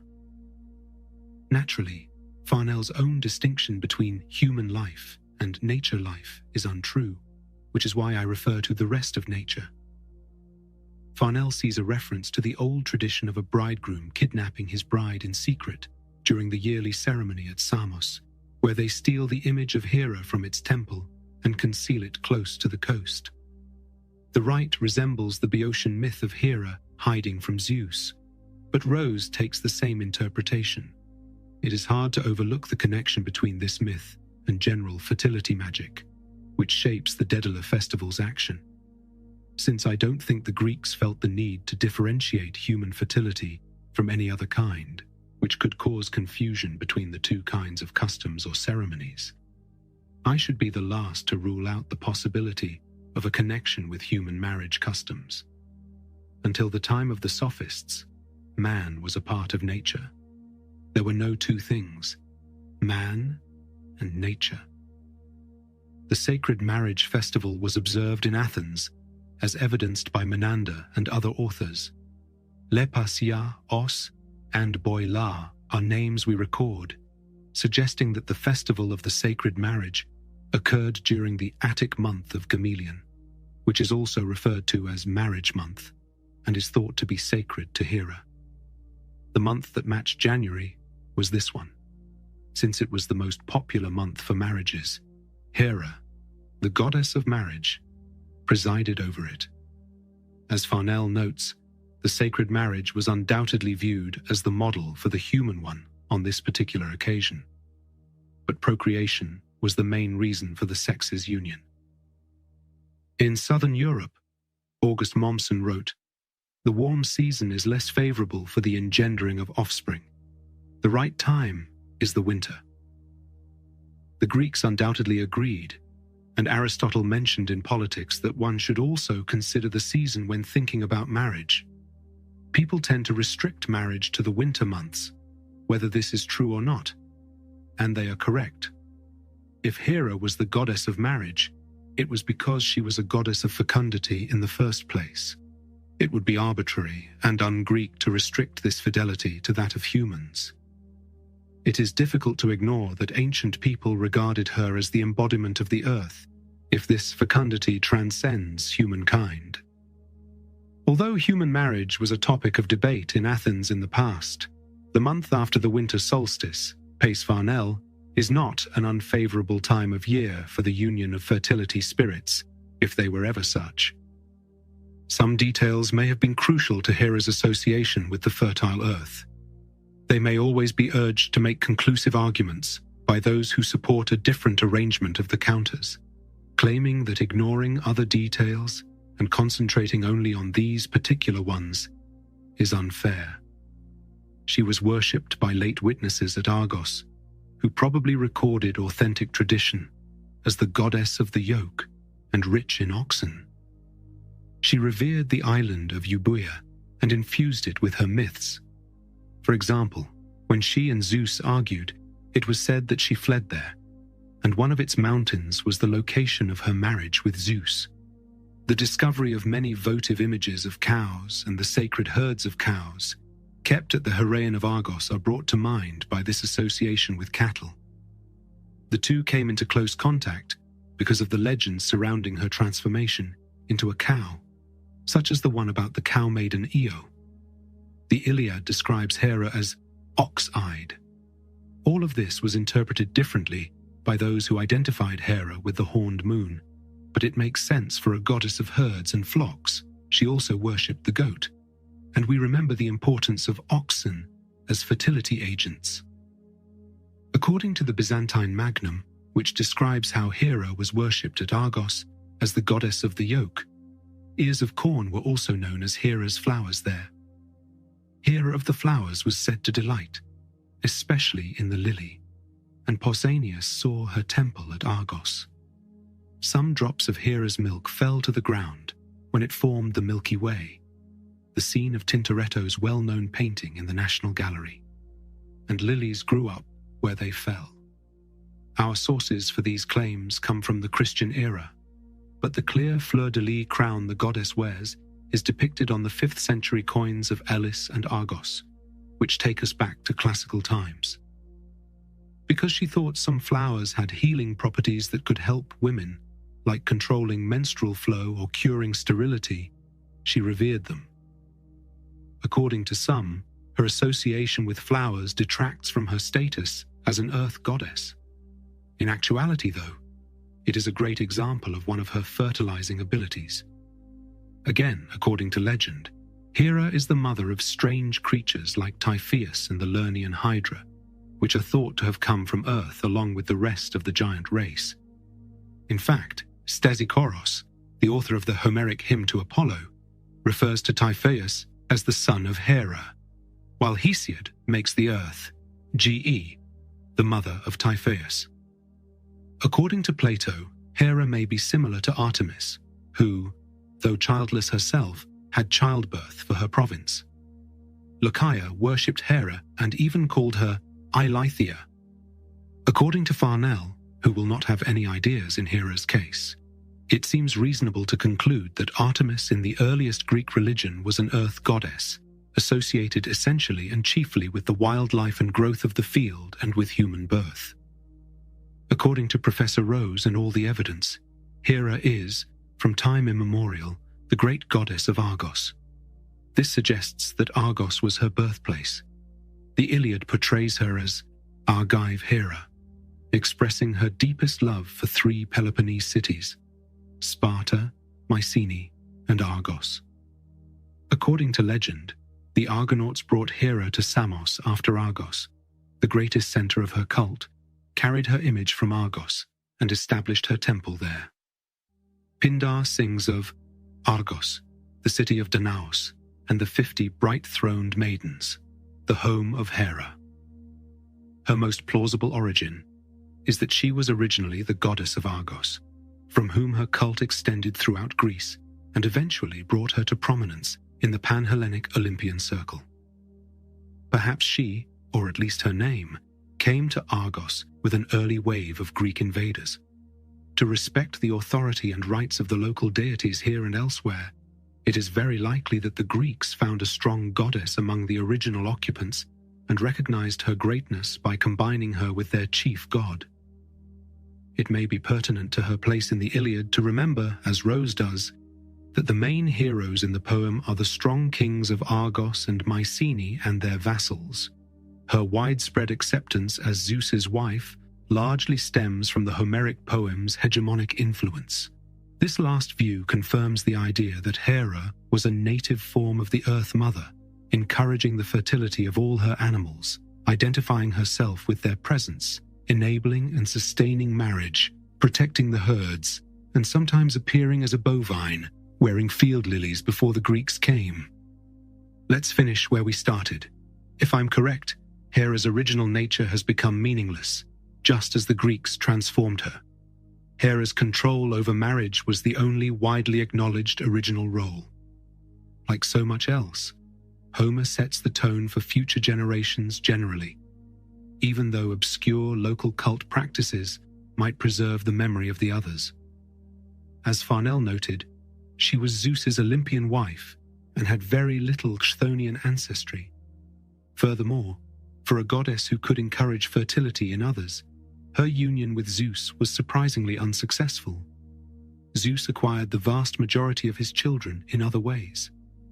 According to Hesiod, Hera produced Hephaestus on her own without the help of a male partner, and she also gave birth to 3 children: Hebe, Ares, and Eileithyia.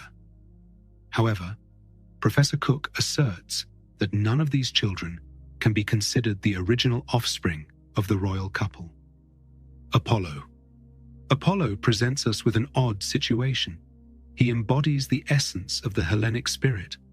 Apollo represents all the beauty of art, music, poetry, youth, sanity, and moderation, which sets the Greek perspective apart from that of other peoples, especially the barbarians who surrounded them.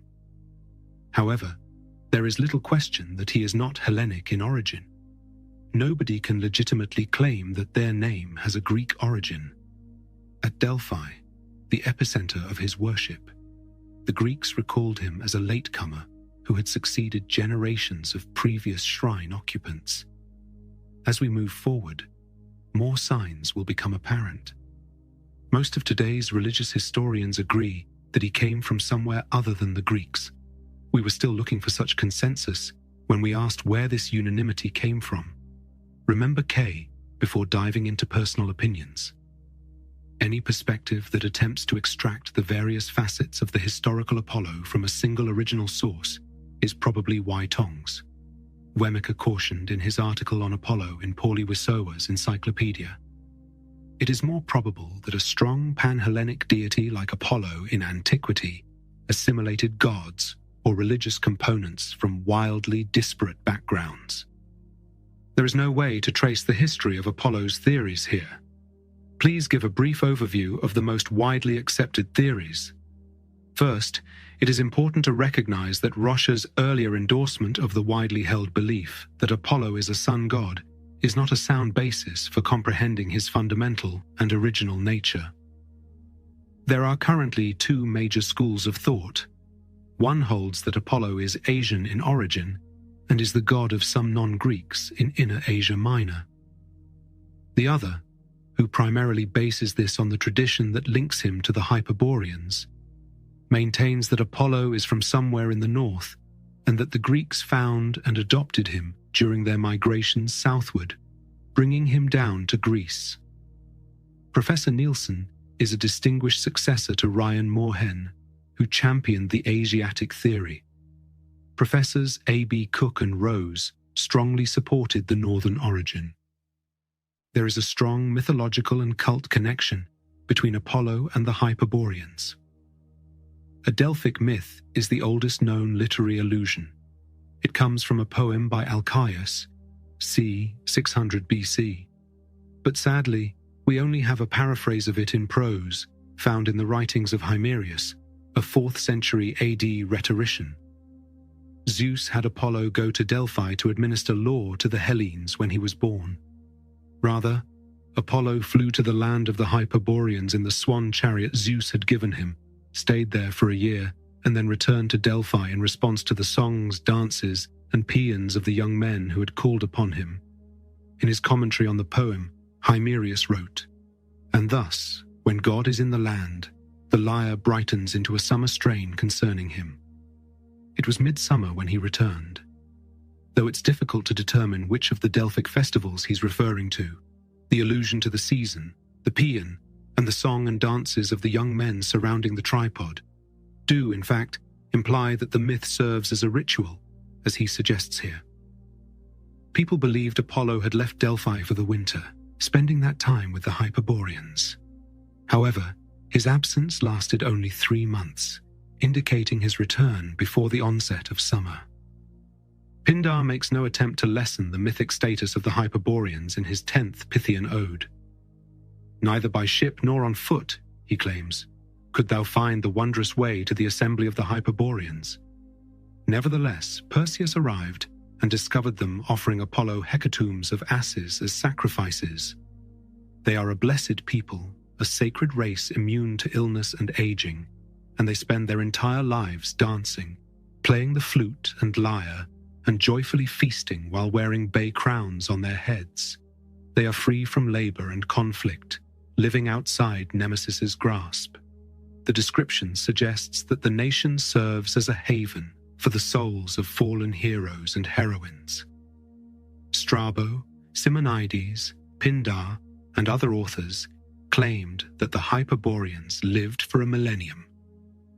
Bacchylides' conclusion to the well-known tale of Croesus on the pyre reinforces our perception of the land as a place where blessed souls reside. He claims that Apollo took Croesus and his daughters to the Hyperboreans because of their piety. In the 3rd Olympian, Pindar returns to this enigmatic nation, and one aspect of the story assures them of a more exact earthly location. While chasing the hind with the golden horns, Heracles reached that land beyond the blasts of the cold north wind. The Greek name Hyperborean commonly means beyond the north wind. He was awestruck by the trees and became motivated to plant them at Olympia's end of the track.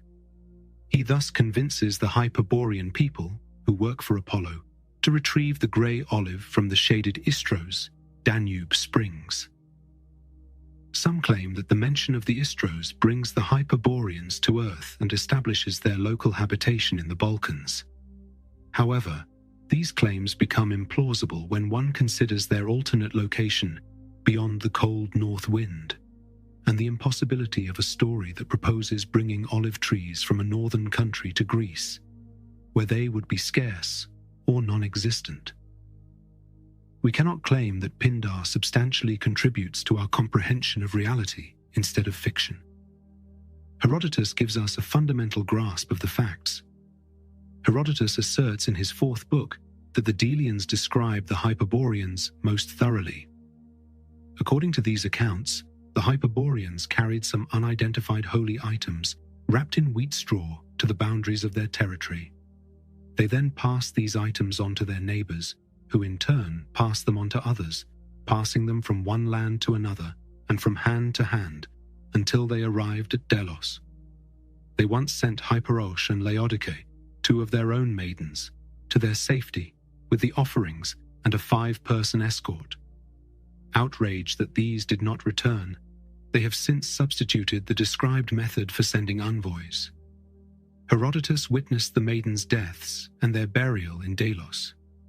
He claims Delos now highly respects the men and refers to them as Perpheres. In remembrance of the maidens, Delos' young people and girls present heir to the tomb.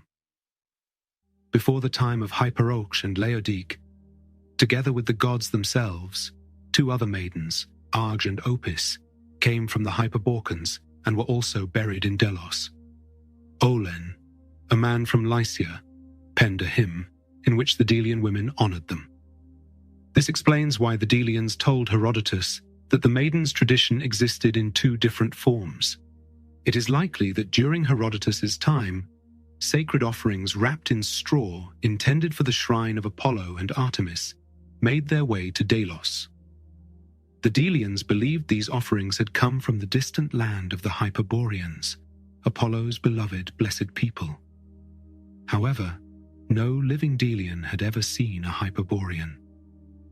Because of a regrettable incident in the past, the Hyperboreans trusted their neighbors with the offerings, instructing them to pass them on instead of sending envoys to Delos.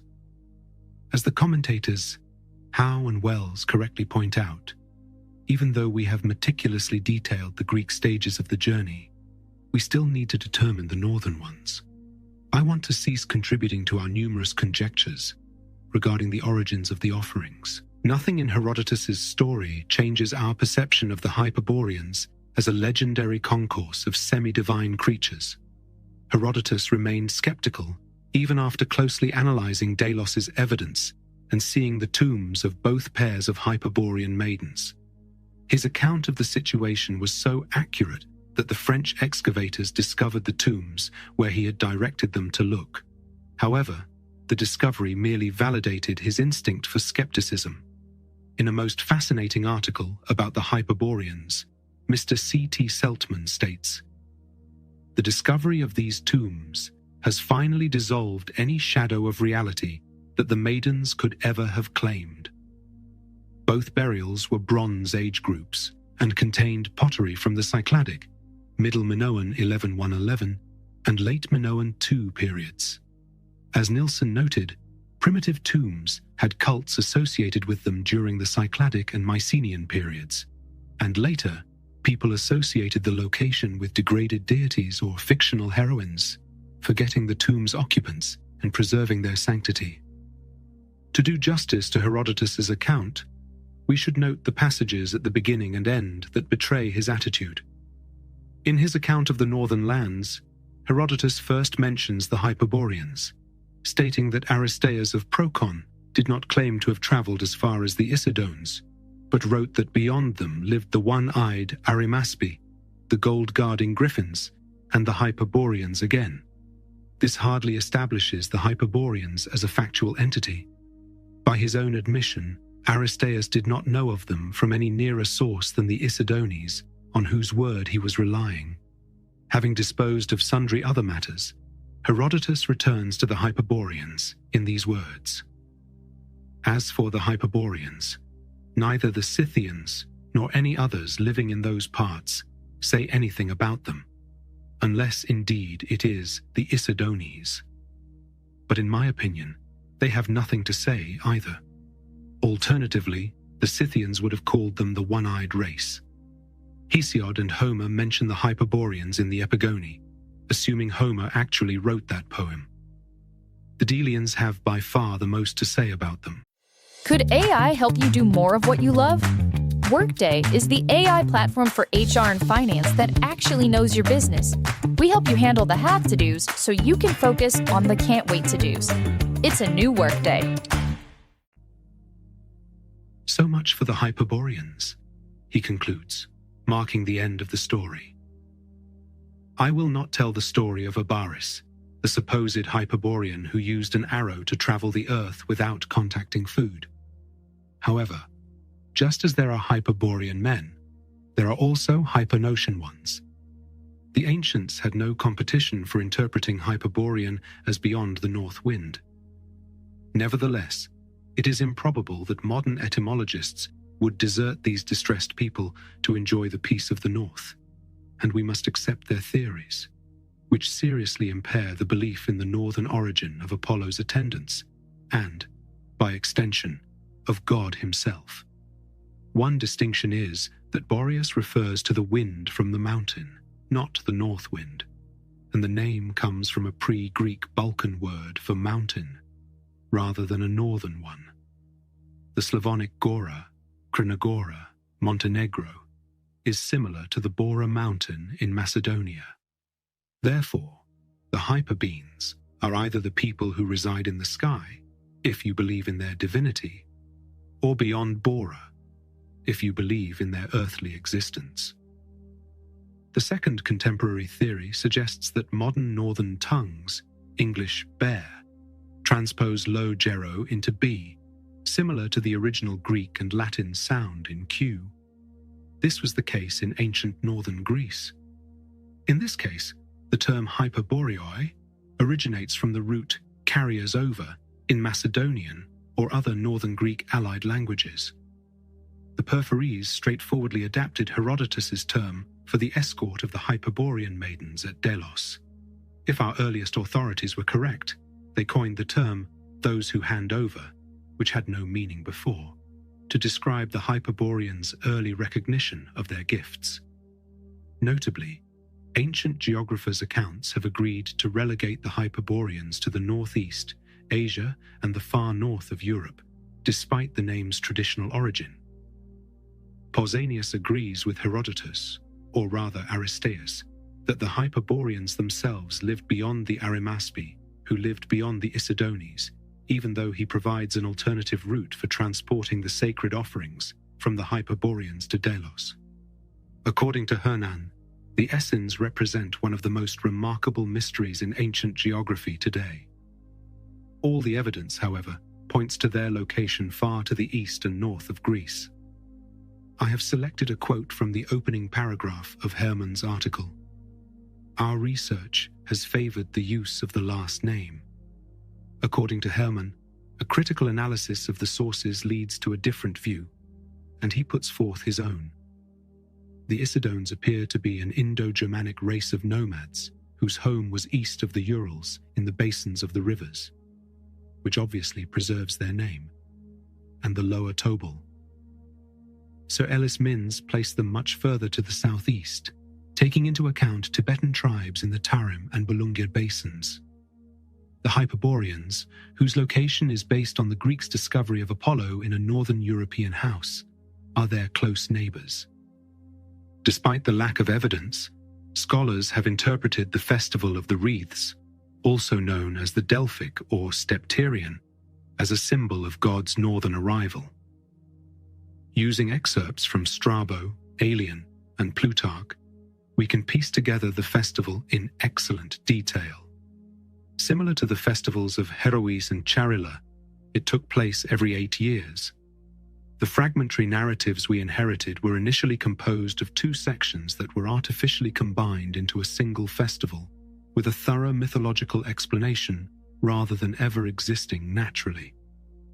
They erected a building on a threshing floor at Delphi, purportedly to symbolize the dragon's lair that once protected the oracle when it was owned by Earth. Once he arrived, Apollo possessed it. However, according to Plutarch, it appeared more like a king's palace than a dragon's lair. Silently, a group of women carrying a boy and holding lit torches approached this house.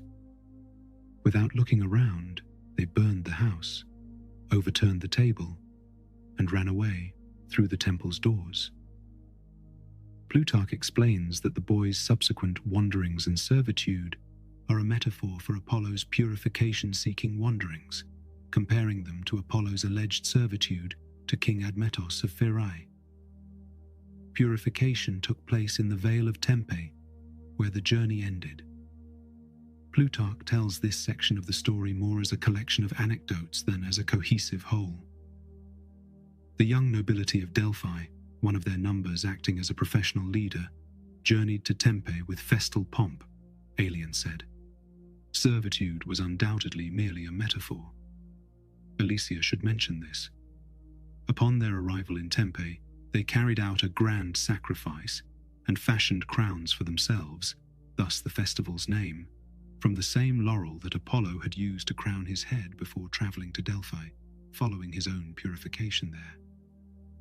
Then, continuing in God's footsteps, they looked to Delphi, With proper honor and reverence, Alien, the people of the states sent them on their way, accompanied by a flute player, Plutarch.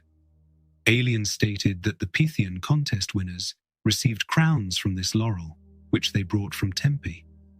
This festive train of young people, one of whom surely represents God himself, impresses believers in Apollo's northern origin as they retrace in his honor the exact path he took from the north to Delphi. Naturally, the Greeks held a different perspective, as their version of the myth depicting the events suggested that Apollo had already arrived in Delphi, slain the Python, and then journeyed twice to Tempe and back for purification, just like his young devotees. Although I haven't seen it, they didn't link it to his Hyperborean arrival in Delphi, which may be important. This link reminds Plutarch and Alien of the Hyperboreans. According to Plutarch, a flute player accompanies the youth who returns the laurel of Tempe to Delphi, recalling the ancient tradition of sending the sacred gifts of the Hyperboreans to Delos, accompanied by flutes, pipes, and the lyre. According to Alien, the states through which the procession passes honor and revere it just as much as those who bring sacred gifts from Hyperborea to the same god. The Stepterian takes us no further than that. Although the Stepterian only transports us to Tempe or Thessaly, some of its features bring back hazy memories of Plutarch and Alien carrying the Hyperborean offerings to Delos. According to Nielsen, the myth of Apollo's need for purification and the slaying of Python had nothing to do with the procession from Delphi to Tempe initially. He concurs with K0. Emtila concluded that Tempe was the birthplace of the cult of Apollo, and that the embassy to Tempe symbolized the cult's importance in Tempe. However, he is the most ardent contemporary supporter of the idea that Apollo arrived in Greece from Asia Minor. Neither he nor we find any evidence in the Stepterian to refute that theory. We cannot completely rule out the possibility that a northern European deity in classical Greece influenced Apollo. H. Crapper, echoing Avernica's wisdom, writes, realizing that the Apollon of the classical epoch is as much a compound as the Hellenic nation itself, could have avoided many of the most bitter controversies concerning the nature and origin of Apollon. Crapper believes that Apollo had absorbed something of a god from the Frisian North Sea coast because of his connection with the Hyperboreans, which includes A. singing swans and B. amber. It's possible that the ancient Greeks recognized such a god with their Apollo, but it's more likely that Homer's Apollo originated exclusively in the East.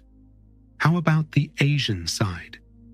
The first name its supporters give is Apollo's old name, Lykios or Lykeos, which they claim means Lycian, of Lyda in Asia Minor. The following is an alternate interpretation. This is how the Greeks themselves understood wolf god.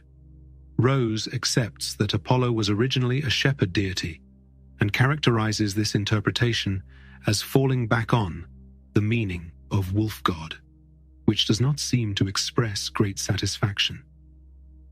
Shepherds were most concerned about whether God would punish them or protect them from predators. He became a musician because shepherds in the Mediterranean region had always enjoyed playing instruments and singing. Furthermore, it would be unexpected for the Greeks to emphasize Lycian after incorporating Apollo into the Olympian pantheon and elevating him to their most typical representative. Lycian is a natural interpretation of Lykios or Lykios.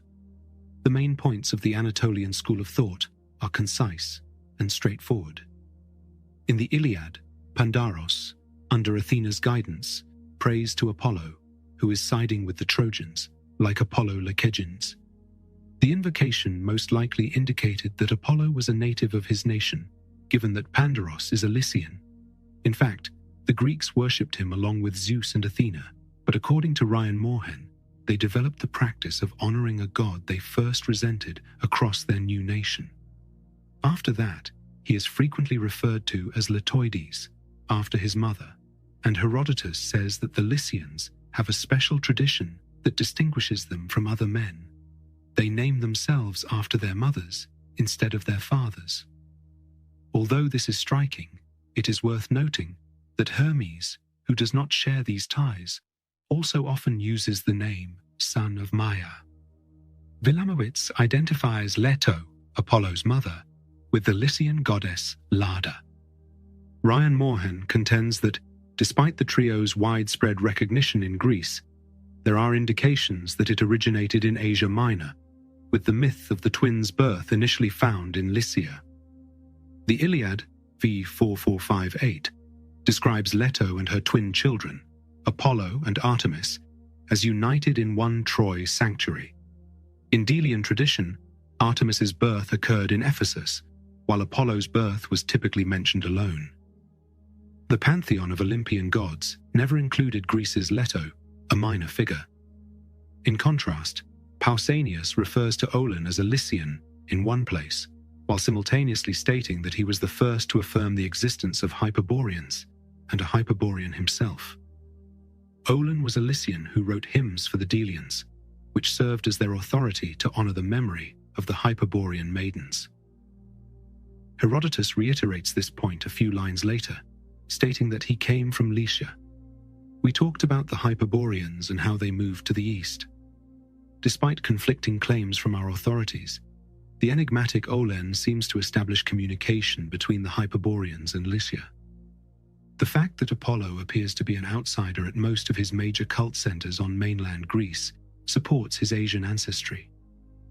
The Greeks recognized this at Delphi, and there is evidence that Apollo has replaced the worship of another god in other places. The fact that his festivals are common in Asia Minor and the islands but uncommon in Greece does not indicate his origins. His most revered sanctuaries in Asia helped coin gods' names.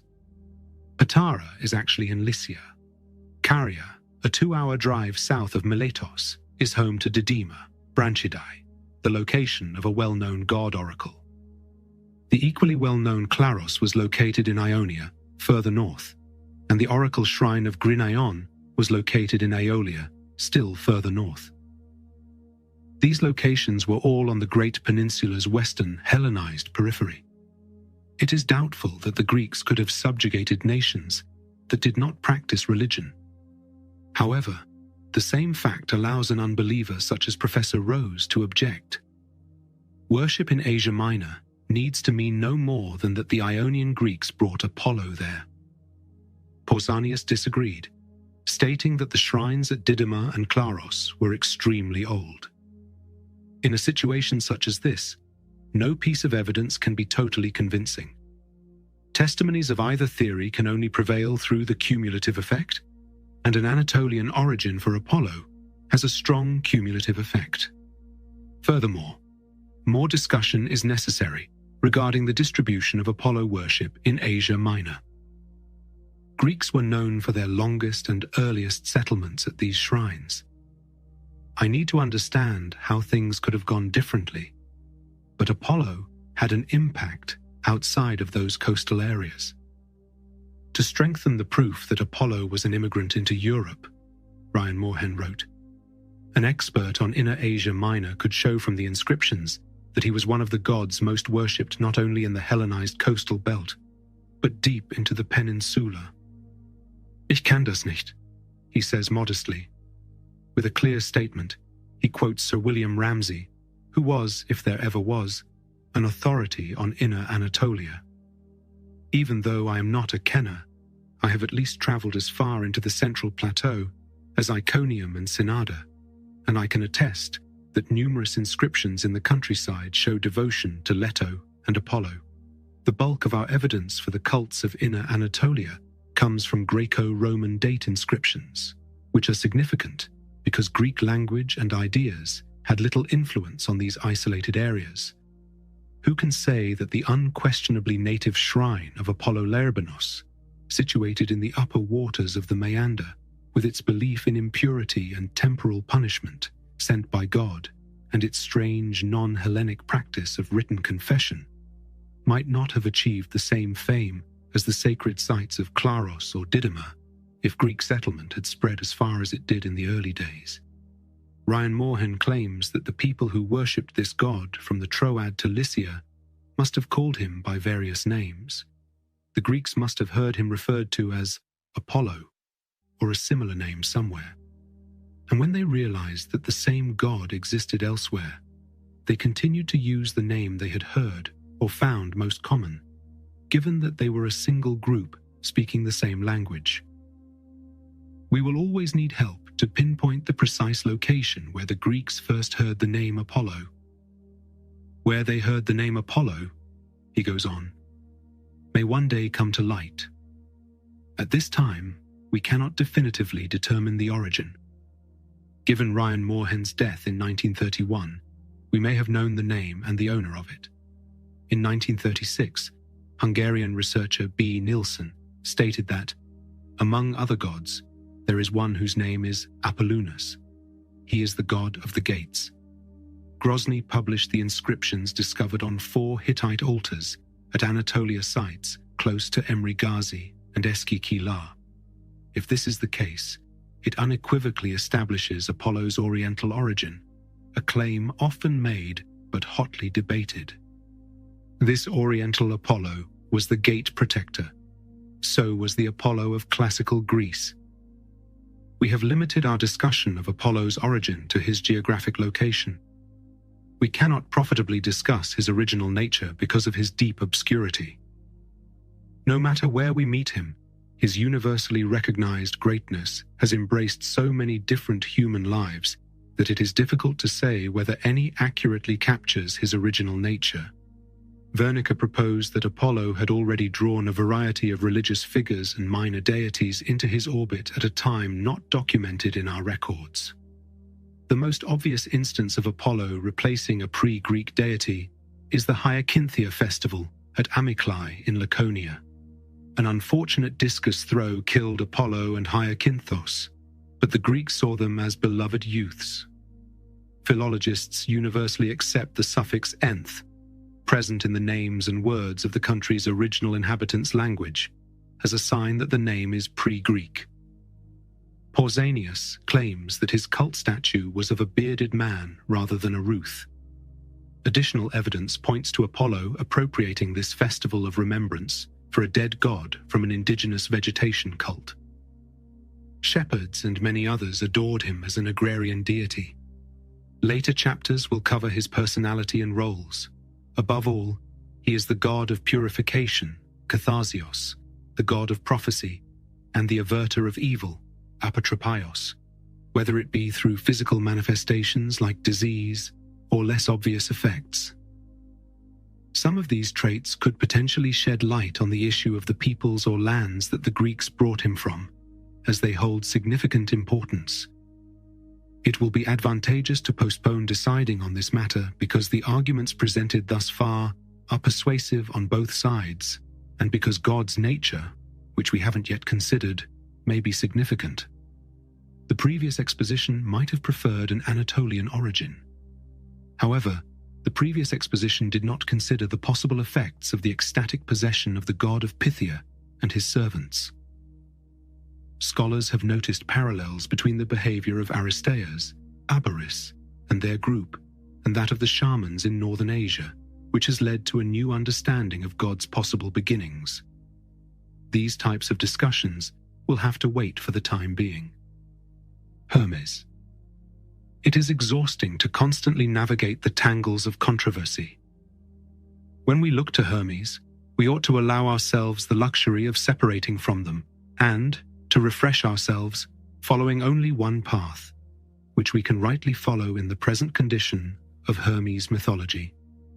A marble base found at the site of Synada in Asia Minor with the inscription Number 1. Hermes of Ancyra, i.e., the first boundary mark of the Ancyra estate, is a glaring example of late date and out-of-the-way provenance. We must first appease Nemesis while carefully listening to Professor Rose's warning. We must not forget the possibility that one aspect is the equivalent of the Roman terminus, another figure who served as both a boundary stone and tutelary demon. The name Hermes serves as a common noun in this context. The 3rd century AD saw the creation of this stone. Given its provenance and date, a monument of incomparably greater significance might have fulfilled the same function. The Germans H. Dressel and A. Milchhofer published an account of a discovery in Laconia in 1877. In a villager's home about 3 hours south of Sparta, they discovered a relief depicting offerings to a seated deity. The finder's thoroughly trustworthy account described it standing upright in a heap of stones and earth that resembled a tumulus, with larger boulders beneath it. A few feet from other heaped-up stones, the finder discovered an unwrought slab with the single word Hermanos etched in letters from the 6th century BC. The word is Hermes in its genitive Laconian form. Undoubtedly, it is a boundary stone, an analogue of the one erected 8 centuries later on the outskirts of the Greek world. It was only natural to view the spirit residing in the boundary stone as a watchdog or protector of the property, as the owner placed it there to deter intruders. In this role, Hermes stood outside Athens' homes in a shape that, as we have seen, still retained traces of his stone pillar origin. His complete anthropomorphic transformation by art symbolizes the divine path. He typically appears with wings, but not always, accompanied by sandals, a staff, and a wide-brimmed traveler's hat. Hefs is a god of violence. The violent god, Hefs NCVCT, may unexpectedly show up at the traveler's side to help and guide him with wise counsel. Thus, the earliest Greek literature employs Hefs NCVCT. Zeus sent him to safely lead the elderly Priam into Achilles' tent and teach Odysseus how to use the magic plant that will protect him. The Greek saying depicts his abrupt and inconspicuous comings and goings when a sudden silence descends upon a company. They say, Hermes has entered the room. We say an angel has gone by. His speed and cunning, not his strength, were his virtues. Naturally, he should become the cleverest of the gods, and even crafty, a thief and thief's patron who prevents evil and bestows beneficial things.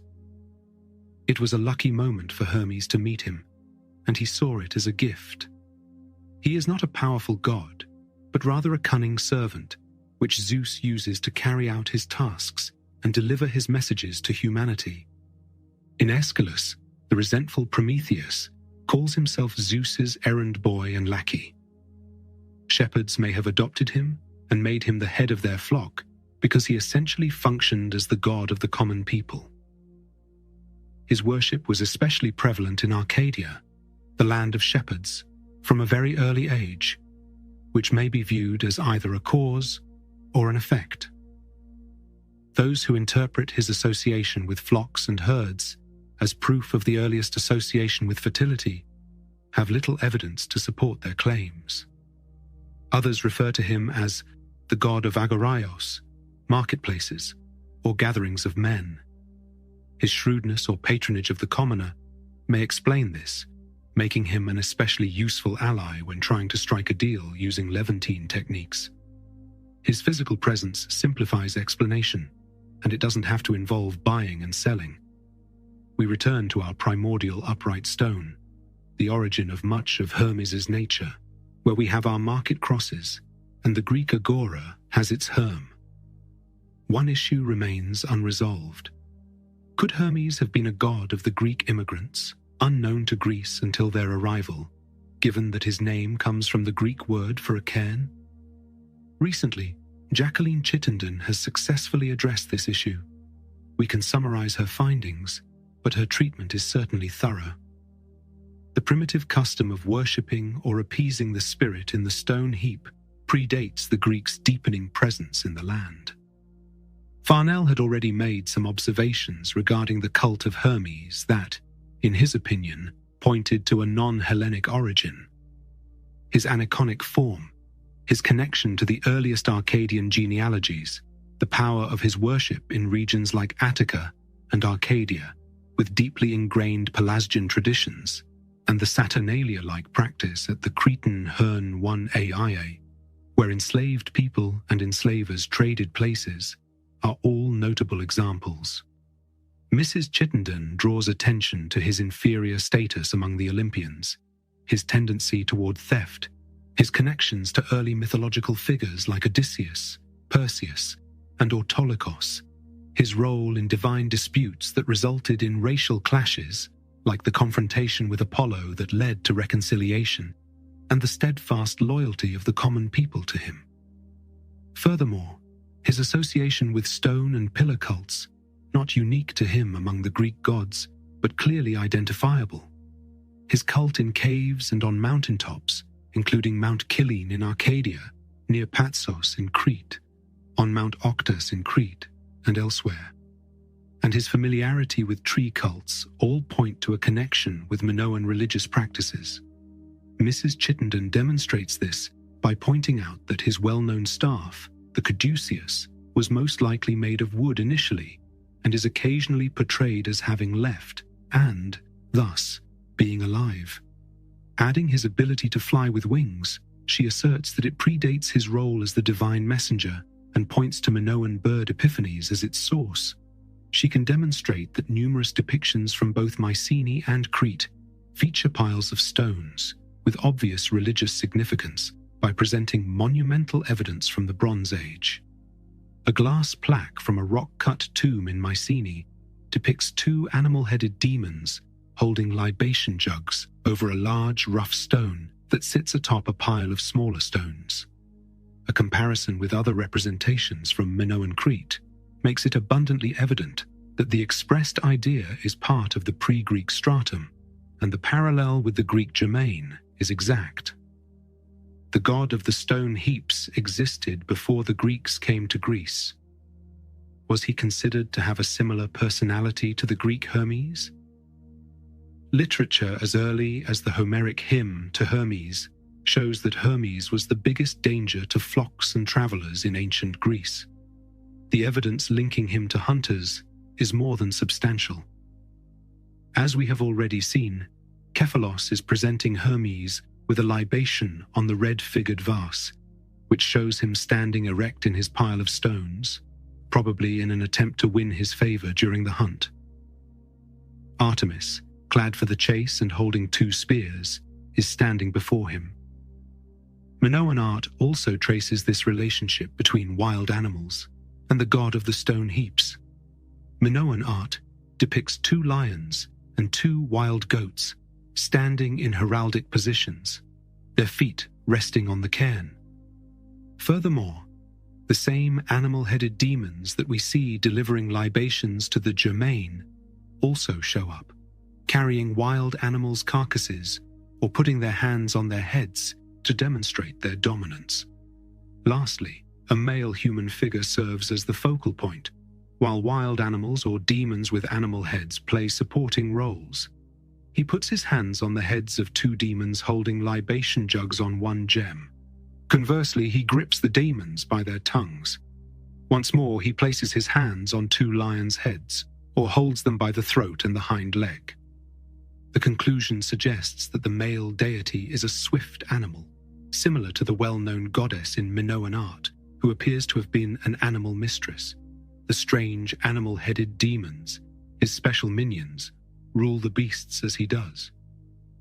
In his anthropomorphic form, he represents the spirit of the stone heaps, where we witness the same demons serving drinks.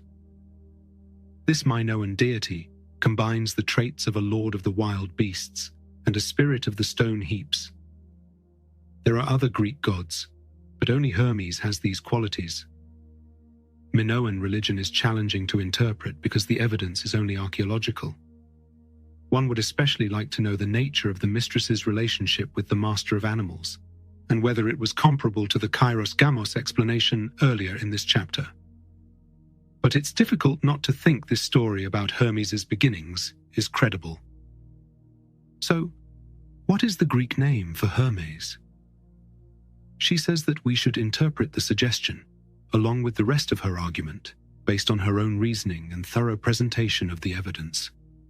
I have never been able to see any difficulty in the supposition that the Greeks, discovering and paying homage to a friendly and helpful spirit of the country to which they had come, gave him their own title or nickname, which in this case, Mrs. Chittenden, translates as Old Heapy. But as for the name issue, we we don't need a thorough defense. Poseidon. Roche's statement that they have multiplied the interpretations but not increased the certainty regarding the meaning of Poseidon's name is accurate, even though most people think he is Greek in origin. Was Ryan Moorhen's description of it as the consort of the earth is a favorable one, though. 1. Since water is in charge of fertilizing the earth, this does not negate the notion that he is a god. However, Ryan Moorhen must continue to embrace this perspective. Before discussing his original nature, let's list the primary roles he appears to have had throughout history. He is, above all, the god of the sea. According to the Iliad, the three strong brother gods divide the universe, giving Hades the underworld, Zeus the sky, and Poseidon the sea. From Homer on, the sea, represented by the trident or three-pronged fish spear, is his uncontested territory. Odysseus discovered that those who displease him are at his mercy if they sail. Therefore, after a safe voyage, every fisherman and sailor tries to appease him and give him a due offering.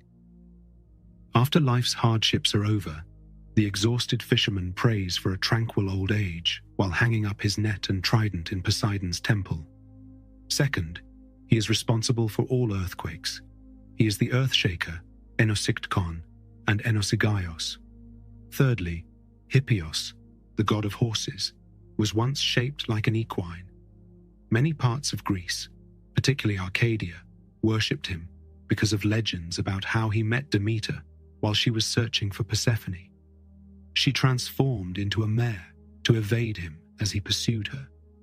In response, he transformed into a stallion and captured her while in that shape. The story's objectives were to explain Hippios, Poseidon's nickname, and how the ancient wooden statue of Demeter at Phigaleia in Arcadia changed into a woman with a horse's head. His trident strikes many springs, and he controls both salt and fresh water. He played the most well-known song from Athens' Acropolis rock.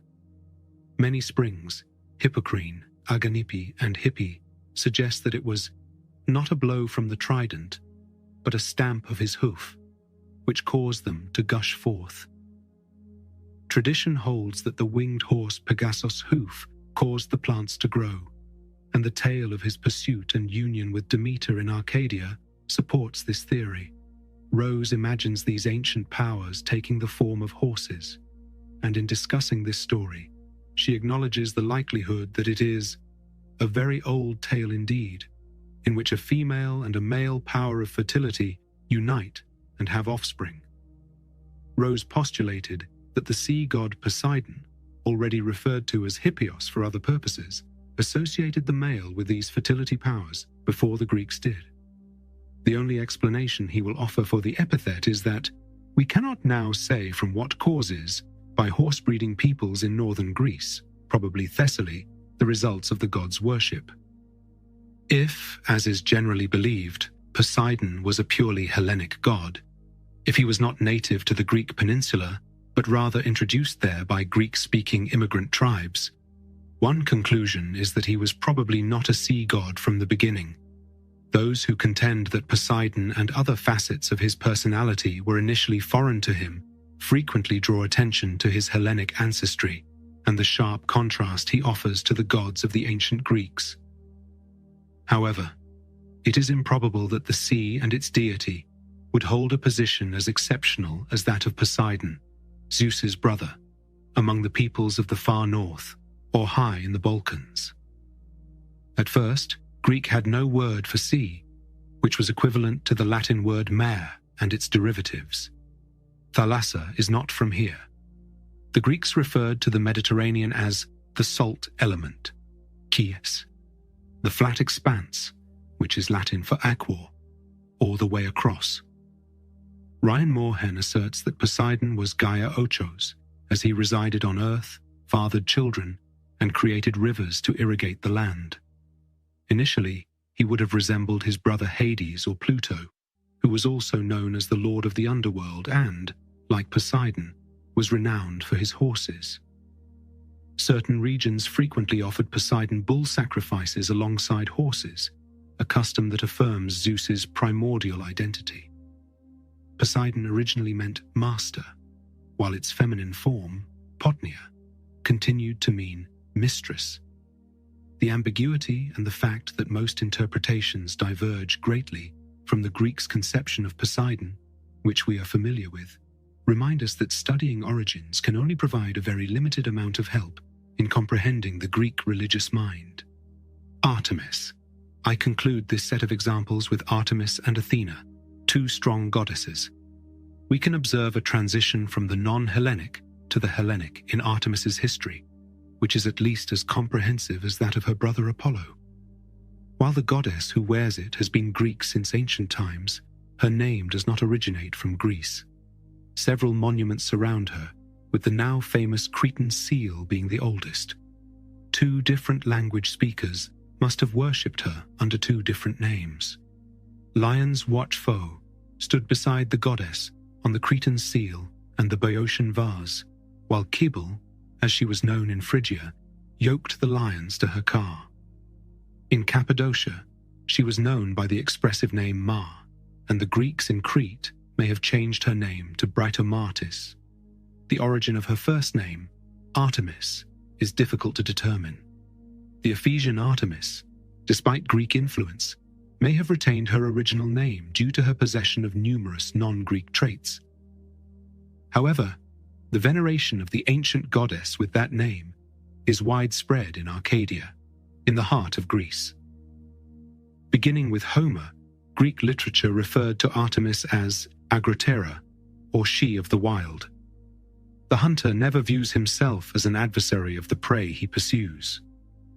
The estate owner calls the game preserving, promotes its use, and punishes those who interfere with it improperly or at the wrong time with harsh consequences. In the past, the estate owner's sanction was religious, but it has now become legal. Perhaps the earliest example of a game preserve is the Grove of Artemis, where Agamemnon killed the deer and was subject to the wrath of the divine gamekeeper. Whatever the justification, it represents the historical Saint Hubert, who, like the saint, was constantly possessed. According to his code of chivalry, if we worshipped Artemis today, we would call forth her wrath on the man who shot a fox or a sitting bird. Xenophon notes in his hunting work that the goddess regards hares younger than a certain age as sacred. Since Artemis was once their mother, she had a valid reason to protect the offspring of all species, including humans. Given that Homer's Olympian religion in Greece lacked the authority to stifle the older forms of worship, it is unsurprising that this aspect of Artemis was especially prevalent in Asia. The Ephesian Artemis's cult images clearly demonstrate this. Her grotesque appearance stems from the diverse maternal traits she possesses. We can also trace this back to Greece, where her cult in Arcadia, the oldest center of her worship, closely linked her to Demeter and Persephone. Regardless of her worship and name, she remained the same goddess, the All-Moth. According to Herodotus, Aeschylus referred to Artemis as the daughter of Demeter, thereby associating her with the corn goddess Persephone. Fun. Her province was home to both plant and animal life. Farnell concluded that Artemis was an earth goddess in the earliest Greek religion, associated essentially and chiefly with life, growth, and human birth. Although subsequent research tended to change his opinion that she was originally Greek, it must disprove this explanation of her original role in nature. Farnell had less evidence than we do today. When the Greeks arrived to conquer Greece, Crete, and portions of Asia Minor, they must have discovered this goddess everywhere. Ignoring or abolishing her ship was pointless. She was too strong, and her cult was too entrenched. However, this cult must have deeply shocked them, given how drastically different its beliefs and practices were from the ones they had brought with them. Gilbert Murray essentially argues that the traditions of the Aegean and Hittite races, rooted in matrilineal practices such as polygamy and polyandry, agricultural rites, symbols, and fertility goddesses, were distinct from those of the northern conquering race, which adhered to a patriarchal monogamous system. Then what? Greek adaptability took over, and while the name remained unchanged, it's possible that the Greek tribes worshipped a virgin huntress, associating her with the more distinctly female gods of the Aegean. In contrast to the Asiatic deities they adopted, they might have discovered a mistress of animals in Greece who exhibited more Amazonian characteristics and fewer maternal ones. The absence of maternal or sexual symbolism in the monuments that survive the Minoan cult does not disprove the idea that the goddess was not regarded as a mother. Arcadia and the surrounding Peloponnese portray Artemis as a goddess of comparable significance, where her worship is undoubtedly pre-Homeric and possibly pre-Greek. Elements of the huntress Artemis ritual undoubtedly reflect the appearance of the Greeks. She had to do things a certain way because she was the mistress and mother of the beasts. On the Cretan seal, the goddess who rules the lions is seen holding something in her hand that is undoubtedly more than just a ceremonial staff of office. Rather, it is a truly practical weapon. Cybele yoked the lions to her car, usually translated as virgin. The Greek word implies that she might have been a partygoer. There are multiple ways that this could occur. First, there is evidence that the meaning of the word has periodically evolved or become necessary. It could signify abstaining from a male master and remaining single. Priestesses and deities lived similarly in pre-Greek and Oriental cults, but they did not maintain their virginity. A priestess may have sacrificed her virginity as part of her service, but she did not cede her independence to a man or turn into his property, as early marriage would have implied. The logical need to differentiate between a mother and a pure maiden, a notion that the Greeks did not find problematic, is another possibility. Many people held the view that lust could occasionally restore virginity. Pausanias records the beliefs of Hera among the inhabitants of Argos and Nauplia. The Argives at Nauplia claim that Hera bathed annually in a spring named Canathos to regain her virginity. Pausanias claims that the mystery they uncovered in Hera's honor served as the inspiration for the tale. The story was based on a ritual that evokes the Athens Plinteria festival, in which the women washed the ancient wooden statue of the city's goddess in the sea. Argos followed suit by submerging the Athena statue in the ocean. Nachos. We can fairly design the hymn of Callimachus for the Bath of Pallas, due to its fine reflection in Greek literature. We require additional data to ascertain which of these scenarios best reflects the early impressions of Artemis's Parthenonia. Nonetheless, innumerable comparisons show that people probably considered Artemis native, including Cybele and Attis, Aphrodite and Adonis, Demeter and Triptolemos, and Selene and Endymion on Latmos, which brings us closer to Artemis herself. Similar to Zeus and Hera, people perceive Artemis as a youthful attendant and lover who lacks a husband or lord. Like Hippolytus, the goddess herself pledged to remain chaste, but the attendant persisted later as the more common Hellenic idea of strict virginity took hold. Whatever the reason for her initial motherhood, this fact distinguishes her from classical Greek Artemis. According to Plato, Artemis was childless.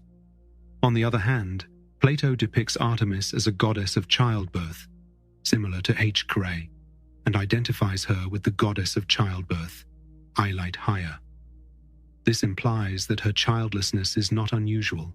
Rather, similar to Hera, she was once a guardian of women's lives at every stage, thinking she had lived through them all herself, her own.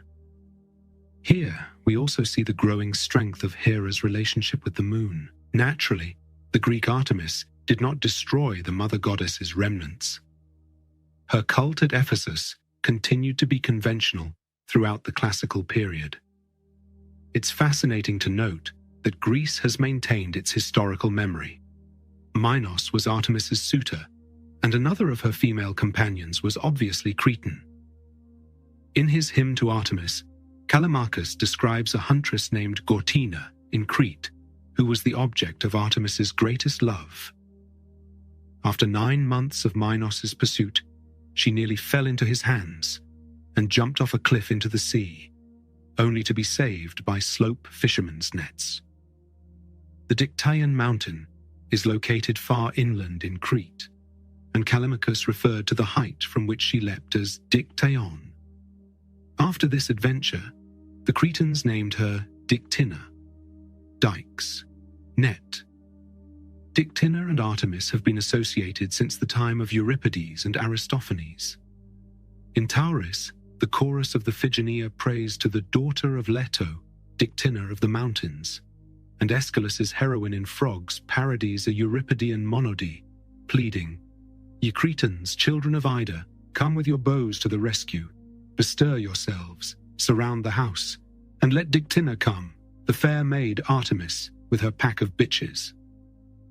Although the association between Dictina and Mount Dicta is undoubtedly unique, it is unrelated to the Greeks' fanciful and geographically impractical etiological myth, which they derived from an incorrect etymology. Cybele was Dea Domina Dindymé, from the mountain where she was born in Asia, and the mother was a mountain goddess named after the most impressive peak in her nation. In actuality, Dictina was a Britomartis and a Cretan mother goddess. Before they allied themselves with art, a simple or alternative name for Artemis herself, both separate cults left obvious traces. Following Callimachus's syncretistic hymn, it can be challenging to distinguish between the two. Britomartis was likely originally from the island's east, while Dictina was from the west. Herodotus mentions Dictin's temple in Kydonia. In the west of the island, there was also a promontory called Dictinion, associated with the tale of Britomartis Dictina's leap. Callimachus may have mistaken it for Mount Dicta in the east. The location is called CFD. There is little evidence to support the idea that FUH Catina's home is connected to either the goddess or each other outside Crete. Before we leave the pair, it's interesting to note that Dictina and Britomartis, at least in later times, were associated with the Cretan Zeus. Now that we understand the elements that shaped Artemis's character, any inconsistencies in her portrayal by her Greek worshippers should no longer seem incomprehensible or silly. There were no religious philosophers among the workers, primarily ordinary people. How could the goddess, devoted to complete chastity and punishing any transgression by her followers with death, find it in her heart to assist women in giving birth? As long as Hellenic religion was a viable and powerful force, contradictions such as these show the tradition's duality. But it is not necessary to assume that they caused the Greeks any concern. The Athena. Nilsson's depiction of Athena as a pre-Greek goddess serving as the patroness of Minoan or Mycenaean princes seems justified. There is no obvious Greek etymology for her name. Nilsson describes her as a goddess with a shield in a Mycenaean painting. She was associated with both male and female handicrafts, especially spinning and weaving, because she was the household goddess of Mycenaean princes in their fortress palaces. She is not a warlike figure per se, but in a society of predatory and warlike barons, her role as the household's protector inevitably assumed a martial aspect. Thus, as the titles Polius and Poliukos suggest, she was the defender of the polis and resided in the citadel. Once, it should be noted, the location of a Mycenaean palace, in Athens. She also kept her shield, spear and warrior persona for the Greeks. We only have archaeological evidence to confirm the significance of tree cults and the worship of a snake goddess in Minoan religion. Athena, with her sacred olive and constant snake companionship, embodies these characteristics. The Persians destroyed the tree on the Acropolis, but it regrew in just one night. I can't resist sharing the professor's perspective.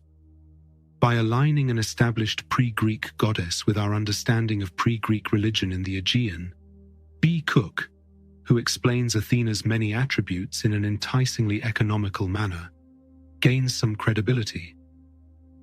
As is only natural among uncivilized people whose lives and thoughts revolve around the fertility of crops, beasts, and men, we have already had to mention several examples of what we call the Kybele, or Dea Dindymene type, being widely practiced. It's too soon to say that all early Aegean goddesses were local manifestations of the Mountain Mother. I need to include footnotes to use Professor Cook's own words, my personal viewpoint. The locative form Athenae gave rise to the new plural, Athenae, just as Thebai replaced Mycene with Mycenae or Thebe. Like the rock, the goddess earned the name Athene because she initially embodied the rock, a typical Anatolian mountain mother. In classical times, her motherhood, perhaps comparable to renewed virginity, had passed into perpetual maidenhood. I take it then that Athena was the pre-Greek mountain mother of the Acropolis rock. She claimed any life from rock holes or cracks as her own. She claims that people would worship the local wildlife and plants as divine manifestations of themselves. 2. This explains her attribution to the owl, the snake, and the olive living in the Acropolis. Cook's viewpoint maintains many of the qualities that Nielsen gave the goddess. She is still pre-Greek, guarding the palace of a Mycenaean lord. Everyone acknowledges the inextricable link between Athena's history and her beloved Athens. Instead of calling the location the goddess, we call it by its name, the god of the Greeks. Cook assigns the goddess a particular local habitation and her other attributes. He also highlights the possibility that a pre-Greek local goddess would have been of the mountain mother type, as implied by analogy. Pallas is a name that raises an intriguing possibility. The goddess name is so well known to Pallas Athene, from Homer onward, that it transcends the status of an epithet. Pallas Athene uses both names equally. The priest in Oedipus Tyrannus mentions the 2 temples of Pallas in Thebes. Palladion represented the goddess who miraculously descended from heaven. Parallax can mean girl and boy, with the modern Greek palikari retaining the latter meaning. Pallas is most likely a Greek word meaning girl. Classical Greek depicts the forms of palaces and palkis, which were commonly used as concubines. This implies that, given their way of life, the Greek invaders probably had a maiden goddess who might have looked like a martial, Valkyrie-like figure. When the Hellenic and Aboriginal civilizations first met, they likely connected her to the ancient and potent native goddess. If we assume that Athena, like other goddesses, began her life as a mother goddess before evolving into the classical virgin who shunned marriage and love out of disgust, this could explain her transformation. This assumption holds that Pallas is the same as her other titles, Cora and Parthenos. This study does not yet constitute a complete origins study. Its goal was not that. Although it was a dull introduction to the topic, it was sufficient to clarify 3 related points. First, we ought to be in a better position to gauge the outstanding accomplishment of the Greek epic bards, those unidentified singers whose works culminated in the Homeric poems as we know them today, in crafting the brilliant personalities of the Olympian family from this jumble of vague gods or spirits that, when traced backward, almost seem to blend into one another.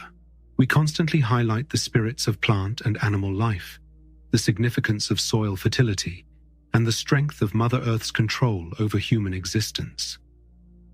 The mother governs each man's village or tribe. There is no notion of the earth as a whole. He must serve her continuously and understand the processes that impregnate and make her fertile, picturing these processes within the framework of the conviction that the fertilizing force and the earth are separate, sexually distinct entities.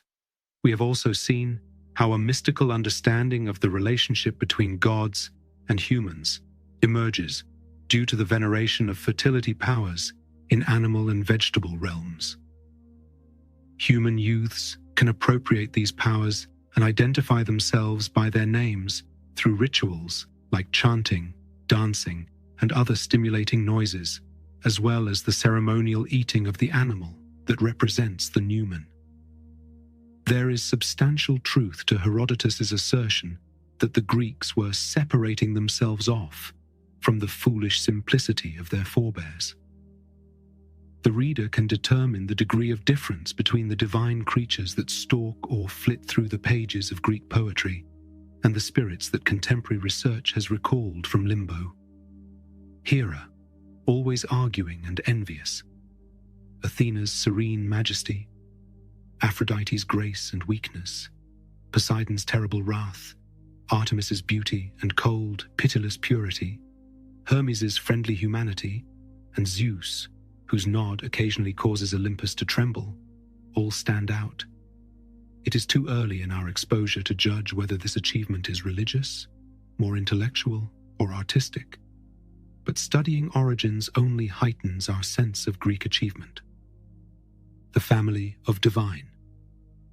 Thucydides asserts that the zodiac had to be oblong rather than round, and he speculates that later authors, such as Plato's student Eudoxos, listed the Pisistratian 12, who were considered canonical, and assigned a designation to each sign of the zodiac. These 12 are Apollo, Artemis, Ares, Aphrodite, Hermes, Athena, Hephaestus, Hestia, Zeus, Hera, Poseidon, Demeter, and Artemis. Plato suggests giving each of the 12 a particular month in the Laws, 828. But he must first list them, probably because people might take their names for granted. The 12 gods and the zodiac are also linked in a passage in the Phaedrus, 246 EZF. If so, Plato most likely picked up this knowledge from Eudoxos. The material form represents the 12 gods. It was located in the 5th century, close to Peisistratos's altar. This was the well-known group that watched the Panathenaic festival from the Parthenon's east frieze. With one exception, they exactly match the list found in Eudoxos. After Hestia, Dionysus takes over. At the height of the Attic drama, Dionysus secured a position on the Acropolis above his own theatre, despite being a latecomer and scarcely of Olympian stature. Hestia likely moved in quietly because, as her name suggests, she was accustomed to being at home during the other gods' vacations. By describing her as doing this in a passage, Plato establishes her as one of the 12 and shows that they were not anonymous demons in Plato's eyes. Following Zeus comes a host of gods and demons arranged in 11 companies, for Hestia remains alone in the house of the gods. He describes Zeus leading the gods' procession across the heavens in his winged chariot, Phaedrus 246e. Those who count as chiefs among the 12, each in their designated rank, lead the others. As the Parthenon frieze illustrates, in classical times, individual members might differ from location to location, even if the list of Eudoxos was canonical. Throughout the classical era, many gods and demons maintained a special bond with specific locations, demonstrating loyalty to the local cult. This could lead to the removal of one of the regular titans from a designated color spot. Thus, the gods of the younger generation replaced the titans Kronos and Rhea at Olympia. The river god, Alpheus, replaced Hephaestos, Demeter, and Hestia. This change took place between 470 and 400 AC, according to evidence from Herodotus and Pindar. Plato, a philosopher, sought to enumerate social and political institutions that he felt required reform.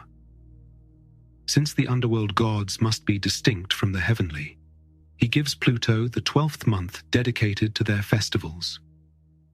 This implies that Pluto independently came up with the idea for his introduction. As he puts it, a true warrior should not harbor any resentment towards a deity of death, but rather revere him as the embodiment of humanity, advocating for the union of the soul with the body, as I firmly believe. In fact, he seems to feel that his introduction needs some defense.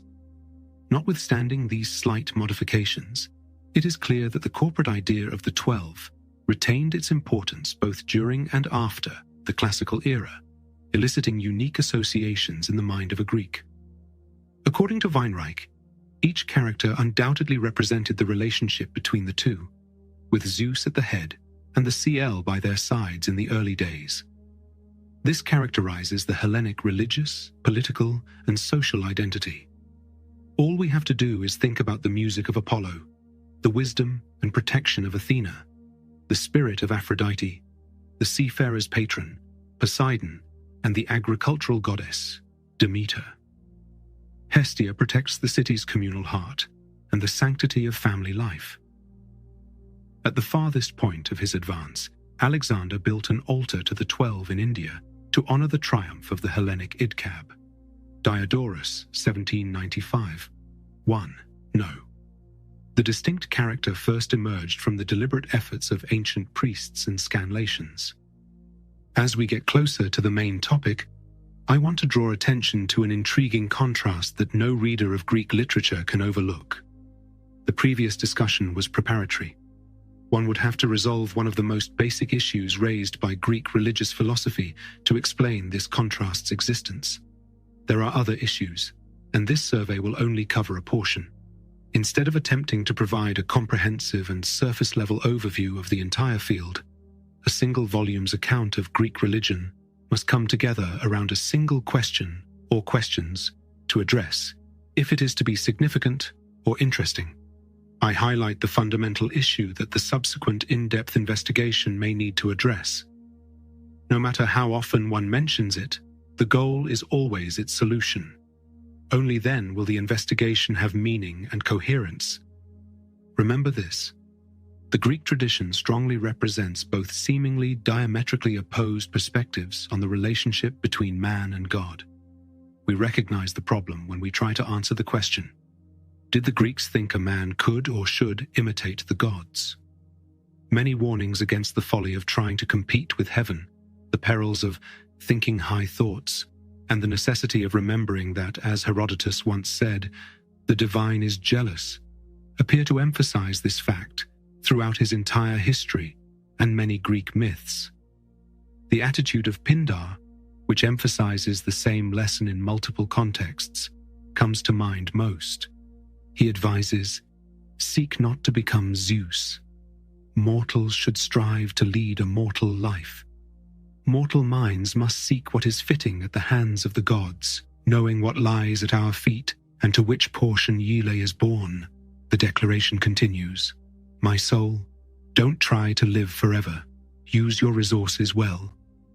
There are many examples of tragedy, and in Euripides' Bat, Re, the chorus often repeats a common phrase that we can understand.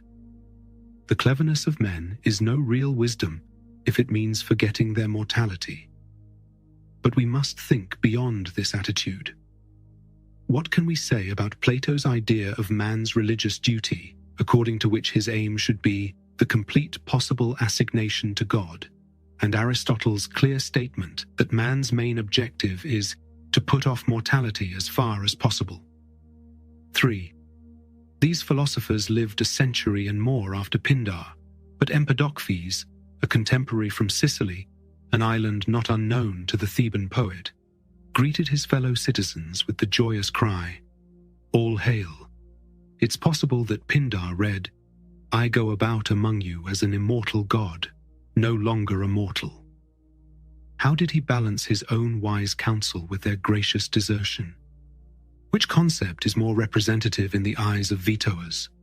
What was the belief of the Greek religious mind? Was it that there was a kinship between human and divine, and that it was man's responsibility to live a life that would emphasize this kinship and bring it as close as possible?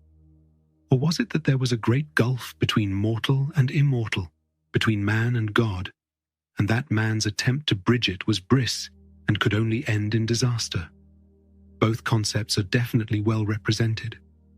Given that Plato and Aristotle were philosophers, one could argue that their pursuit of immortality or divinity, symbolizing the growth of human spiritual and intellectual capacities, differed from the rivalry with heaven that proponents of mortal thoughts aimed to caution their peers about. Beyond Empedocles, we will find more proof that achieving divine status was possible. The philosophers developed their exhortation options in a specific form because, despite being unfamiliar to the Greeks, these concepts were widely accepted in their era and nation's religious life. These two threads appear side by side, occasionally interwoven, in the religious thought of classical Greek culture, which spanned the 6th to the 4th century. Nonetheless, they are the outcome of two distinct forms of religious awareness. Where did they come from, and what factors influenced Greek poets and intellectuals to embrace one viewpoint, and now the other? Could we separate them, or determine how much we should do? As I look at some of the tensions that shaped the intricate religion of classical Greece, I'll think about this query. Using the analytical lens of a religious historian, two seemingly incompatible conceptions represent two essentially distinct forms of religious consciousness. We must refrain from hastily concluding that they appeared contradictory or fundamentally different to those who experienced them as dynamic, ever-evolving, and evolving modes of thought. At this distance, it is difficult or impossible to recapture the many subtleties of belief that these people were probably aware of. We can be sure that many seemingly contradictory things do not make the people for whom they were living articles of faith, or at least a part of their traditional religious heritage, aware of their inconsistency. At this point, the Greeks regarded immortality, divinity, and God as equals. In contrast to men, gods are immortals despite their other characteristics. The Greeks may use the adjective athanatos, immortal, in conjunction with theos, referring to men and gods as the and anthropoid, or as thanatosis, and to it. Nonetheless, it can stand alone, and like theos, it has a clear meaning. It refers only to God. To believe in the soul's immortality is to believe in its divinity. Man is God if he is immortal. Starting a business can seem like a daunting task, unless you have a partner like Shopify. They have the tools you need to start and grow your business. From designing a website to marketing to selling and beyond, Shopify can help with everything you need. There's a reason millions of companies like Mattel, Heinz, and Allbirds continue to trust and use them. With Shopify on your side, turn your big business idea into... Sign up for your $1 per month trial at shopify.com/special offer.